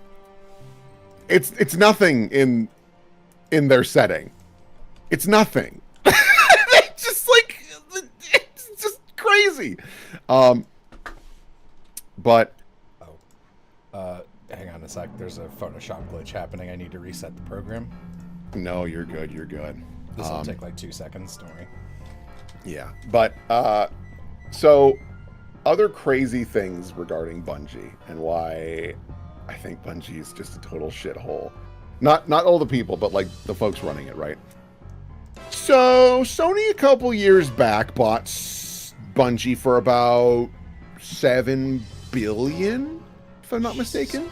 Christ. 7 billion for little old Bungie with a failing live service. And the reason they spent 7 billion is Bungie fudged some of the numbers, just a couple of them, and made it look like they were better than they actually were. I don't know to what extreme, and I don't know what the repercussions of that are going to be, but based on most corporate things, probably nothing. In this process of getting Bungie on, the reason they got them is they were like, we're going to be doing a huge live service push. Because there was at a point where Sony was developing 12 live service games, including a God of War live service, because sure, man, fuck it, why not? That number is dwindled down to about 6 because they keep canceling them behind the scenes. Anyways, so one of the ones that Bungie got involved with is that Naughty Dog Studios had been working on a live service of The Last of Us, which is not as crazy as you'd think. Okay. Not as crazy as you think, because the first game had a multiplayer versus component that was actually really popular. It was quite interesting. I wasn't sold on it, but it was popular enough, right? And so they were like, let's build a full live service off of this. Bungie walked in and went, this is all bad. You got to stop this. And so Sony was like, well, Bungie knows what they're doing. They made Halo and Destiny. That shut it down. So years of production was gone, and that was the one that was probably most promising. Next, we get to the fun part of Destiny releases its newer expansion. It's not the newest anymore because they had another one recently, but their newer expansion known as the Final Shape. Dumb name. I don't know what the fuck it means. I don't think I care. The Final Shape was kind of their like big, oh man, I hope this sticks the landing, because Destiny 2 was really struggling. And by struggling, I mean it was not performing as what they had hoped or what it should be, considering the scale of the game and their, pedigree as Bungie Studios. And Final Shape comes out. It does fantastic. It's one of the best expansions they've done in a while. It's really polished. Lots of new guns and like content to engage with. So they fired a lot of their people. So despite the success of this thing, less than 3 days later, they squished down the team by an insane margin. And on top of that, the guy who's in charge of Bungie, I need to get his name because fuck this guy. Bungie guy who buys... Oh, Bungie car guy. Thank you. Thank you, Google. You know exactly what I'm talking about. Pete Parsons. This dude sucks. So he is the CEO of Bungie, and literally days before he fires 220 devs and employees, he invites a lot of them over to his house to see all of his cool cars that he buys, because he's an avid car collector. He spent $2.3 million on cars, and he had to fire a lot of employees because, hey man, budgets ain't looking too good right now. We got to make some cuts. And so that's what they did. Now, the bullshit doesn't stop there for Bungie and Pete Parsons, you son of a bitch. So when they made the deal with Sony gave them a pretty slick offer for the higher-ups of if they can actually, it's a scary deal for Bungie. Sony made this deal with Bungie where it boils down to, here's the deal. You get to keep the rights to Destiny, all your stuff, and you will function autonomously. All right? You can still make content for multiple consoles, all that jazz, and we will let you do your own thing. But if you do not meet this level of profit and or maintain this level of like player count and things of the sort, we get you. We control Bungie. That's the deal. And Bungie goes, yeah, all right, yeah. And so they take this deal, but a part of it also is if they can maintain this level of like profit and or remaining within a certain budget until I believe it's July of next year, all the higher ups are going to walk away with millions of dollars. Millions of dollars. And so Pete Parsons and his buddies are doing everything they can to maintain these levels, because if they can just make it to July, if they can just keep the numbers right until July, they get a golden parachute, baby. They get all that money. They can just leave Bungie and it doesn't fucking matter what happens next, which is why they're pushing Marathon so hard, even though it's not ready. Because with Destiny failing, their hope is that when Marathon launches in September, they're going to get the numbers they need to keep this ship rolling for another 8 months or so, get the money, and bail. But it ain't looking so hot. And it may be a very real possibility that Bungie will be fully consumed by Sony within the year. But who knows? We'll see what happens. But hey, that's only a part of the gaming industry. Well, real quick, I just want to stop you to say you are fascinating to listen to as you talk about this shit. It's true. This is why I'm always so adamant that, like, listen, when we neg you for rumors, we love rumors. So this is the shit I used to do in high school, where I would just be in the hallway and like, hey, Will, what about this? Let me tell you. And I would just like soapbox in the middle of the hallway. It's just like... Yeah. Also, I think B looks really fucking cute so far. Yeah. Yeah, this is looking nice. Yep. I like this a lot. Very, very cute. Oh, it's not important at all, but people have been joking that they should have called the game Sprint.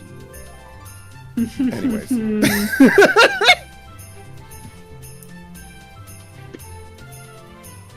Sprint and mobile. God. That's crazy, dude.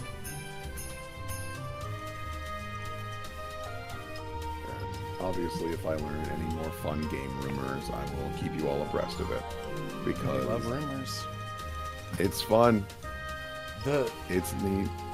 It's like actually the worst case of plagiarism I've ever seen.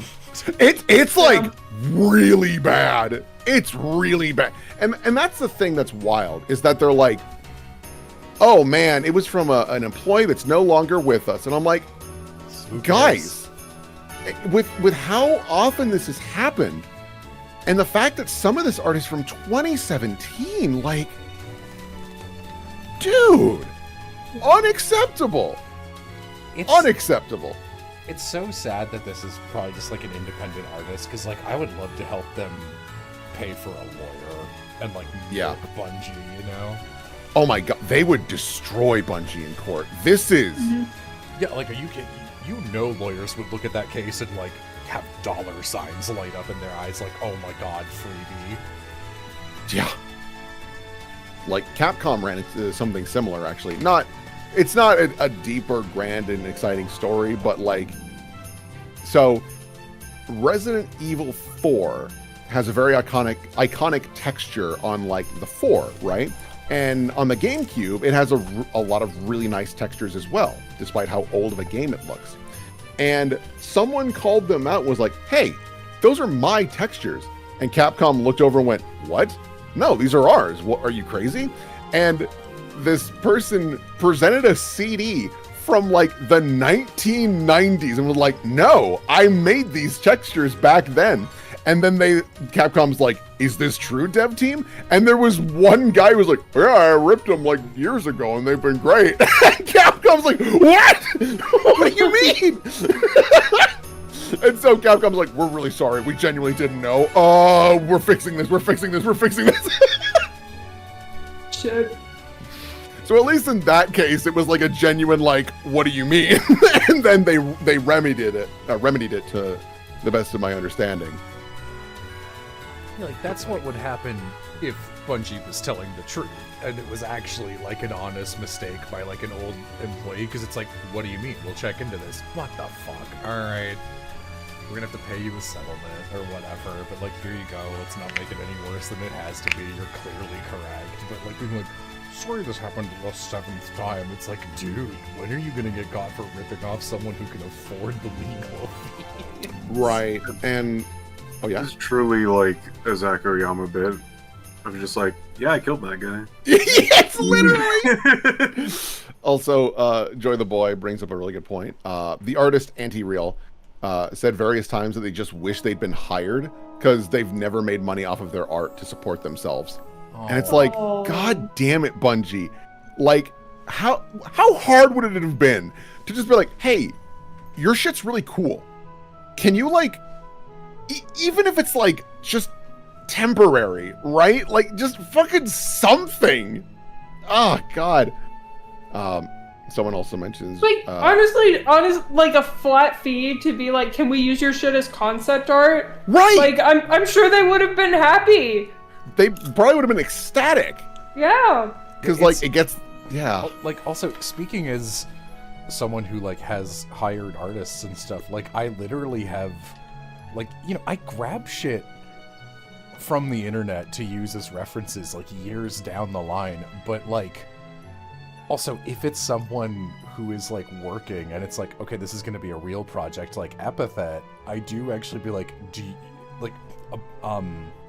before, because I didn't want to bother Plaster at the time, A bunch of the music refs I had for what I was looking for epithet, fucking like Oreo did a song who did the outro theme, and I was just like, can I hire you to just do exactly like this song? And Yeah. can I hire I reached out to fucking Insane in the Rain Music, because I was like, you have like the exact type of jazz stuff, and he was like, oh, that sounds really cool, but I'm busy this summer, so I can't do it. And I was like, that sucks. All right, I'll use your music as like a here's what I'm looking for, but I'll obviously compose someone, like get Blaster to compose it. And I did, because like, why wouldn't you just hire the person who's doing exactly what you want? Yeah, and they clearly have the passion if they were just doing it as a fan thing anyways. Like, I don't know, that all seems kind of a slam dunk. It seems pretty obvious. There's no excuse, especially when you have that money, that kind of money backing your project. There's no excuse. Yeah, Let's see here. Bungie making most of $1 billion on their stupid fucking deal. Fuck you. Yeah, man, it's the reason I really love Team Asagi. No, let me double check. Is this Team Asagi or Asobi? Asagi. Asagi. Thank you, Asagi. That's how I remember it. Astrobot Team Asobi. It is Asobi. Okay. Oh, Asobi. Yeah. It sounds like it. Team Asobi has the cutest fucking development cycle I've ever heard. So Team Asobi is like, to clarify, Team Asobi are the folks that made Astrobot, which genuinely, Okay. I can't think of the last time I had such genuine, this is the best way to describe it, whimsical merriment from a video game. I mean, we watched you play it, and like, I was having such a good time just watching the game itself, but on top of watching you having such a good time playing it, it was kind of magical. It was, I can't think of the last time I was like giggling, not because of a joke, but because I was just so charmed by a piece of media. I love Astrobot so much. Oh my, that's a 10 out of 10. It's in my top 5 games. It's fucking incredible. It's so funny whenever Will finds a really great video game, because he will change his Discord thing to, you have to play this game for like a month, and I'll be like, I love this, I'm so happy, it's really cute. Play Astrobot. I love Astrobot. But Team Asobi, the development cycle for it was really lovely, because one, when they were designing the game, the lead designer was like, we're not making a video game, we're making a toy. And when I heard that, I was like, oh my god, it all makes sense. Yes, Astrobot is a toy, and it's incredible. But the dev cycle for Astrobot was a team of, I believe it was like 80 or so people, so like pretty small in the grand scheme of things when you have Naughty Dog, who has like 400 people, right? And the way that they would do it is they would every 2 weeks, they would all gather and go, hey guys, what do we want to make this week? And someone would be like, I think there should be a dog that's a jetpack. And they go, that sounds fun. Anyone else? They're like, well, actually, I was working on like a sumo wrestler robot. I think the jetpack robot would be like a great thing to, play off of that. And they go, yeah. Okay, so you guys will work on that. What do you think? And someone's like, I want there to be a level that rotates from day to night. And it'll like, you press a button, it turns nighttime and everything goes to sleep and it gets darker, but it flips the map on its side. And you push the button again, it flips it over and it's daytime. It's bright and fun and happy. And then like the composer's like, I can do that. I can make 2 versions of the song for that level and yada yada. And they're like, great, we'll break from here. We'll reconvene in 2 weeks. They reconvene in 2 weeks. How'd that go? Still working on it, but here's the progress I made. That's really great. And then that's how the game just kept being built on itself, was just... That's so wild to me, because you hear that and you're like, yeah, isn't that how, yeah! that's not how they make every video game? That's crazy. Is that not what they do? And it's like, no, it's not. Instead, they just went to the team and was just like, what sounds fun? That's why, for example, there is a level where, this is common. It's so fucking common. Where Astrobot gets a power and it's so fun, and they're like, that is the only level it's in. Moving on. And I'm like, what? And they're like, we have so many toys, we don't have time. And it's crazy. because The there's fucking one. sponge power. That's the one. That's the one I'm thinking of. There's the amount of times you went back to show other people who were like rotating into the call and be like, I need to show you the sponge. Because there's a level where Astrobot drops in, and it's like this very fun, like Japan and samurais and ninjas theme level. It's really cute. It's super charming, and you get this power up, and it turns you into Sponge Astrobot, and he has whole new physics where he's like very squishy and bouncy, and he kind of like wobbles whenever he goes. It's very charming. But if he gets into a big puddle of water, he absorbs all of it and gets gigantic, and he stomps and he makes the whole screen shake, and he can break everything he runs into. But then if you press the right trigger, you squeeze and you release all the water, and it has physics, and it causes things to like gain weight or makes them wet, and the robots wiggle and get the oil off of them because you're cleaning them off with the water. And you're like, well, I need more water. So you get back and get really big again and knock more shit over. It's fucking awesome. It's one level. It's one level. And then they're like, now we don't need Sponge anymore. We have other toys. And I'm like, what do you mean? Listen to how happy incredible. he is. It's so good. Play Astrobot. I love that.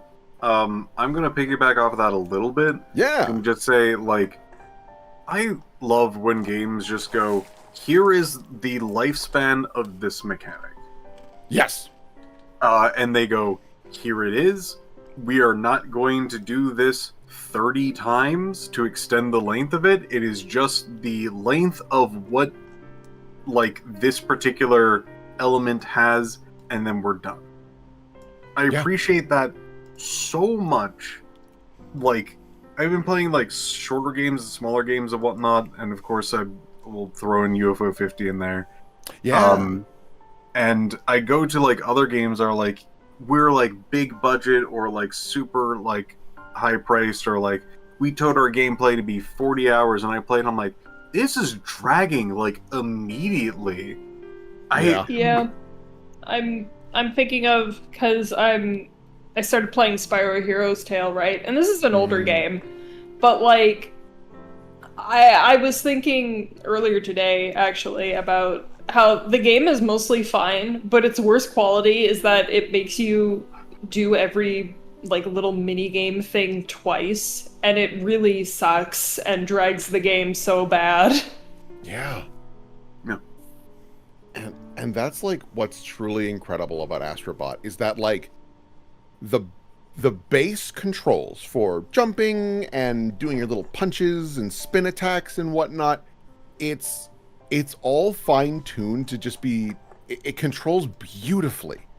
And then it is also one of the few games, this also makes me so fucking mad. It's also one of the few games that looked at the PlayStation 5 controller and was like, that's really neat. What if we used everything about it? And Sony's like, madness, go for it, I guess. Well, because that team made the tech demo little mini game for the controller, and that's where Astrobot comes from. Was they were like, we'll just make a little game thing. And I remember when you played that, when you got your PS5, and you were like, actually, I think this is pretty cool, and this controller is really awesome, and this like little tech demo really convinced me, you know, like why this controller is cool and it works. And then they went and made a full game. So not to, since the next Foley voice is going to be World Ends With You when we come back from our break in August, which is now. Normally I would keep this as a funny little thing, but the World Ends With You, one of my favorite things about it is that it has this really incredible mechanic. So you know metal slimes in games. Yeah. The World Ends With You has its kill me, get a million EXP, and they are pigs. They are pig noise. So all the enemy they're functionally like living tattoo art that fly around, and they're all animals. So we're gonna do, so you fight these pigs, and they start out just like, I'm one pig. And you can tell this is like an early DS title, because the dev team clearly got it and went, I'm gonna do some funny shit. So they're like, okay, first couple pigs, just a pig. not that, you just kill it. But it's like, oh, you gotta, and you can try infinitely. Like, if it escapes, the noise is right back in the overworld for you to click. There's no random encounters in TWEWY. That's not how it works. So you just keep trying. And it's like, okay, this one you have to beat in a time frame. And this one you have to beat some other way. And then they get silly, where it's like, this pig, it'll have a message like, this pig only comes out in the dark. And you're like, what the fuck does that mean? And to kill, it's invincible. It's like, it's taking no damage, and I always run out of time. How do I kill this? Well, it's invincible in the light, so you have to go into your DS settings and turn off the backlight, and then you kill it in one hit.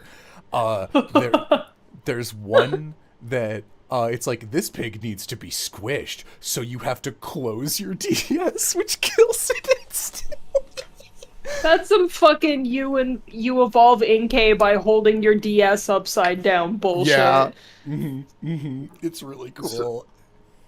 Another game that like did that was on the DS was I think, no, that's not the name. I want to say it's Trace Memories, but I think that's something else. Give me a second. Sure. Trace... I know I just did this, but she's really pretty. Oh, it is Trace Memory. Okay. Trace Memory is a puzzle game that just like, what if we use literally everything the DS has? And one of them is the go out of the game and turn off the backlight. That's because crazy. It's like you look into the next room, it's like, it is too bright. Yes. It's funny as fuck, because it's like, never in a million years would I organically find the solution to this, but the solution's so funny I can't be mad. You know? Yeah. I love that. Because Trace Memory already like is basically built with you fiddling with like the DS like different bits, like lowering the volume, or like blowing into the little mic thing, or closing it, or like some other weird thing where you have to like hold it in a certain direction to like have it do a thing. That was like, I got to like way at the end of the game, and just like the room, you can't see into it, there's too much light, and I'm like, I already know what this is. And like, saved, turned off backlight, turned back on. I'm like, I knew it. I'm so smart. It's funny. It's really funny though. It's always super fun when games play with like the physical hardware they're on. Yeah. You know. So you like to play Castlevania? Yeah, no, I was really Like, about to honestly, bring that up, like all the way back in MGS1 and fucking that shit. Yeah. It's such a dumb comparison, but honestly, like, it reminds me of when we, you know, used to like try with Roll20 before being like, okay, they're never gonna get better, fuck them. Yeah. Where it was like, what can we do with this? And like, the shit you can do with rollable tables, if you're willing to like really burn the time, like the fucking final Zora fight I did in Epithet Erase, where I was like, all right, this is gonna suck, but I'm gonna do it. And I made a map-wide single rollable table token, and I just changed the shadows on it for whenever you guys interacted with it. Yup. Jeez. Dude, that's just what you do sometimes. You just gotta get real quirky with it. I gotta give Roll20 credit. It did really push my like creative problem solving to a new level of just like, how do I make this work? Restriction is the mother of creativity. There's like an edit of necessity is the mother of invention. Yeah. People use it for like Vine a lot. Yes. Yeah. To pivot back to Metal Gear Solid for a second, I just remembered a funny thing. So like, you know, famously in the Psycho Mantis fight, he like reads your memory card to check for other Konami games, and he'll be like, "Oh, you like to play Castlevania or whatever." Yeah. I think the other thing he does in that fight is that he'll like mind control you or whatever, so you can't like Snake stops, reacting or doing like accepting commands. And to solve that, you have to plug your controller into the player 2 slot, which is hilarious. But years later, for Metal Gear Solid 4, there's a boss based off of Psycho Mantis, and there's a little bit. I think if you like hit pause on like the PS3 and go into the settings and change your controller to like, oh, I'm player 2, but it was like Bluetooth controllers by then. Yeah. I think the colonel will call you and be like, Snake, what are you doing? He's like, I don't know, it worked last time. He's like, put the controller back, that's not gonna work here. This is different hardware. I do remember that one where he's like, in the PS4 version, like, I am Psycho Mantis, put down your controller and I can move. Oh, And he like tries to do it, he's like, no, rumble feature. Because that's another thing he did. He'd be like, yeah, player, I'm controlling your mind. Put your controller down. Yes, really. And then he'll like do a wiggly thing and he wiggles it to the left and then he wiggles it to the right. And it's like, oh my god. And I'm not super caught up. It makes it sound like I have been watching the TV show. I'm not super familiar with like the intricacies, but am I mistaken that the hint to like switch the controller port is that the colonel's like, yeah, he controls the left side of your brain, which would technically be first player controller slot, and that's your hint to move it to the right or the second player because that would be the right side of your brain, it's or something some like stupid that. shit? It's something like that. I mean, they were also doing some funny shit. Like, there's a bit where you have to call Meryl on the codec, but they don't tell you what the what her frequency is. You have to look at the back of the box to find it. God, just silly. I think the colonel hints at that. He's just like, shouldn't you check like the instruction manual, or he says some shit like that, and it's which is cute and funny, but like you can't do that anymore. Can't do it. I mean, that's a thing that's also. Oh, go for it. In 4, there was a whole bunch of other ones where there's like, I'm going to control your memory. There's like no memory card or something like that. No memory card? What? Yeah. I don't think. And then like, I love. Some people would hate it, but I love just like in the middle of the game where they're just like, yeah, you can. I need to switch to the disc, and like, oh yeah. What are you talking about? You don't need to switch to the disc at all. This is Blu-ray technology. Yeah, no, Otacon calls him and he's just like, Snake, it's time to swap to disc 2. And he's like, what are you talking about? He's just like, oh, this is Blu-ray, the technology. I'm sorry, Snake, please continue on. It's such weird, like it's weird in-game advertising because if I'm not mistaken, his dialogue's like, wait a minute, we're on the PlayStation 3, one of the most powerful consoles in the world. We get Blu-ray. Yeah, I know, it's funny. Like, listen, I will drag Kojima for a lot of things, but I gotta give the guy credit. He does create some pretty incredible moments in his games. Like there's a couple in Death Stranding 2 where like I don't like Death Stranding 2. Like more so than Death Stranding 1. At least Death Stranding 1 I was like intrigued by it, and by the end I was like, you know what? It's not a good video game, but it's a good experience. I can't give that same thing to Death Stranding 2, but there's a couple things in Death Stranding 2 where I cross my arms and go, I see you. All right. That's pretty damn cool. Okay. I think Kojima, he's a little bit up his own ass as a storyteller, which is a shame because his strengths really shine when he gets a little silly with it. Yes. But I have always respected him as like a game developer, at least in the ways of like, you know, like Team Asobi. He kind of treats it like not a toy, but he's like, this is a video game. It's not a book. It's not a movie. It's a video game. We have like a unique set of things that we can play with, and I want to play with them. Yeah. Yeah. Yeah. Because like in Death Stranding 2, this is not a spoil. Let me be clear. I'm not going to spoil anything in Death Stranding 2. But there is a point in Death Stranding 2 where you can like get into a hot spring or whatever, and you can like look up in the night sky, and another character will be like, "Oh, Sam, that one's Orion's belt," and like he'll just like whatever. But if you look at a certain part of the sky, it'll fill out, and it's a real photo of Hideo Kojima. And Sam just goes, "Wow."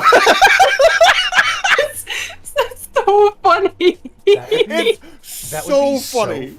That would be so funny for someone who has no idea who Hideo Kojima is. Right. And, Oh, so again, MGS4 is so silly. Yeah. It might be the silliest one, but there's a level where you go back to Shadow Moses Island, which is the setting of MGS1. Yes. And it's like fan service the entire time. They're just like making callbacks and references to MGS1 the entire time and doing cute little things. One of the things they do is that, what is it? You have like a camera or something. You can find like quote unquote ghosts around the level, and it's just like hidden pictures of the development team. Yeah. But they only show up on like little camera shots as like freaky like ghost apparitions, and it's just like talk about not knowing who the fuck these people are. Right. So that is a callback to the GameCube release of the first game, Oh, is it? Okay. where you did actually have to take pictures, and they were chunky. Like, they would eat your memory card big, like, pictures. Oh. God, was that in the, like, original? Oh, I have to remember Oh, I that. have no idea. that doesn't sound Of the right. pictures, I don't remember it in the original. I didn't play the Twin Snakes. I played the original MGS one, and that doesn't sound familiar to me. So I think MGS4 is only outranked by Revengeance and Silliness. Yes? I think they're both pretty silly. Both of them They're- have Raiden in it, and he's pretty silly. I think what it is that I think MGS4 is extremely silly, but it hasn't like resisted time. Right? No. Where Metal Gear Rising Revengeance, we're still talking about Armstrong. Yeah, it's a little timeless. It kind of Metal Gear Rising is so funny because it is such a silly game. However, it continues to be relevant. Yeah. It's like the most politically driven, and like, dude, like they're spitting. Like they're like Well, it's I crazy. wouldn't say it's the most politically driven. All of them are pretty politically driven, but Metal Gear Rising is the only one that's so in most Metal Gear games, like the politics are fictional. Like they're clearly based off of, real world conflicts, and there's analogs and stuff. But it is fundamentally fictional. Metal Gear Rising gets a little real with it. Like they talk about like the aftermath of like 9/11 and shit. Yeah. And it's like, oh. Sundowner has like a huge speech about how it was like, this is the best thing that ever happened for like guns and selling fear to the world and making and I'm like, he's spitting all this. I'm like, I'm just a cyborg ninja that was cutting watermelon, dude. This is crazy. Yeah. Yeah, Revengeance is wild. Can't wait to show it to you, Jello. Yippee. Oh yeah? As far as I can tell, the original PlayStation 1 did have it. Really? I guess I just never encountered it. Dude, PS1's memory cards must have been imploding Yeah. to do that. Yep. They were like 10 megabytes big or something. Okay, so super interesting conversation and such, but I have to do at least 2 fucking things tomorrow that are time sensitive, so I actually need to go to bed and wake up reasonably early. Okie dokie. Okay, bye. Sorry, but I drew a little Rania being like, Yeah. My They look adorable. my goal with both Rania and Bee's designs were I want these girls to be like, if they had someone next to them, meet each other, and then turn and be like, did you fucking see who I was just talking to? Like, she's so pretty. And I think I succeeded on that. And I will show off again Flair's extremely cute Rania, which I better have saved, otherwise I'll... I think I saw Chloe say that they emailed something to you as well. Good, Rania. Did you email it to the... I don't know, they Jello left. Plays They were Games like, I have to go to bed, but I emailed you something. Okay, it might be the Jello Plays Games account, which... Okay, give me a second. Yeah, but anyway, Flair drew this, and I was like, well, yeah, that ticks the box. If... Okay, you guys keep talking for another couple minutes. I'm gonna see if I can hack into my own email account. Okay. Yeah. So, the last Metal Gear thing I ever got to get my hands on was like 5, and story of 5 bad. But gameplay wise, it's definitely up there. I loved going around knocking people out and attaching a little balloon to them. Yeah. It was one of the greatest. It's a really good stealth game. Lots of shenanigans. Very just fun to like play as a game. I did hear that. Though I have not touched MGS5. I played 1, 2, and 4 all the way through. And I started 3 and didn't get far. And Revengeance, of course. Played that one many times. I have completed Revengeance. I know, Piff. You are so strong. I mean, like, in-game. I'm not even talking about, like, I've done the achievements, but in-game, which is insane. Mm-hmm. You have to do some crazy things to get all of the, like, different, like, titles dash emblems. Yeah, I think she sent it to the account that only Aloha has access to, and he appears to be asleep. So, Damn it. You want me to go get him? yeah. Kill that guy. You got him, boss. Oh, okay. Us. Yeah. Guess we'll show it off next time. Yeah. I'm very, very happy with how this came out. I think she's so pretty. It did turn out really nice. Womana. Womana. I was like trying to get the right outfit, and I googled like gardener, and I saw this. I was like, that's exactly the outfit I was picturing her wearing, except she doesn't have the gloves on. So Hooray. take that. Give. Okay. Thank you guys for coming out. I'm gonna head to sleep and end the stream. Okay. Good night, everybody. Okay, bye. Toodles.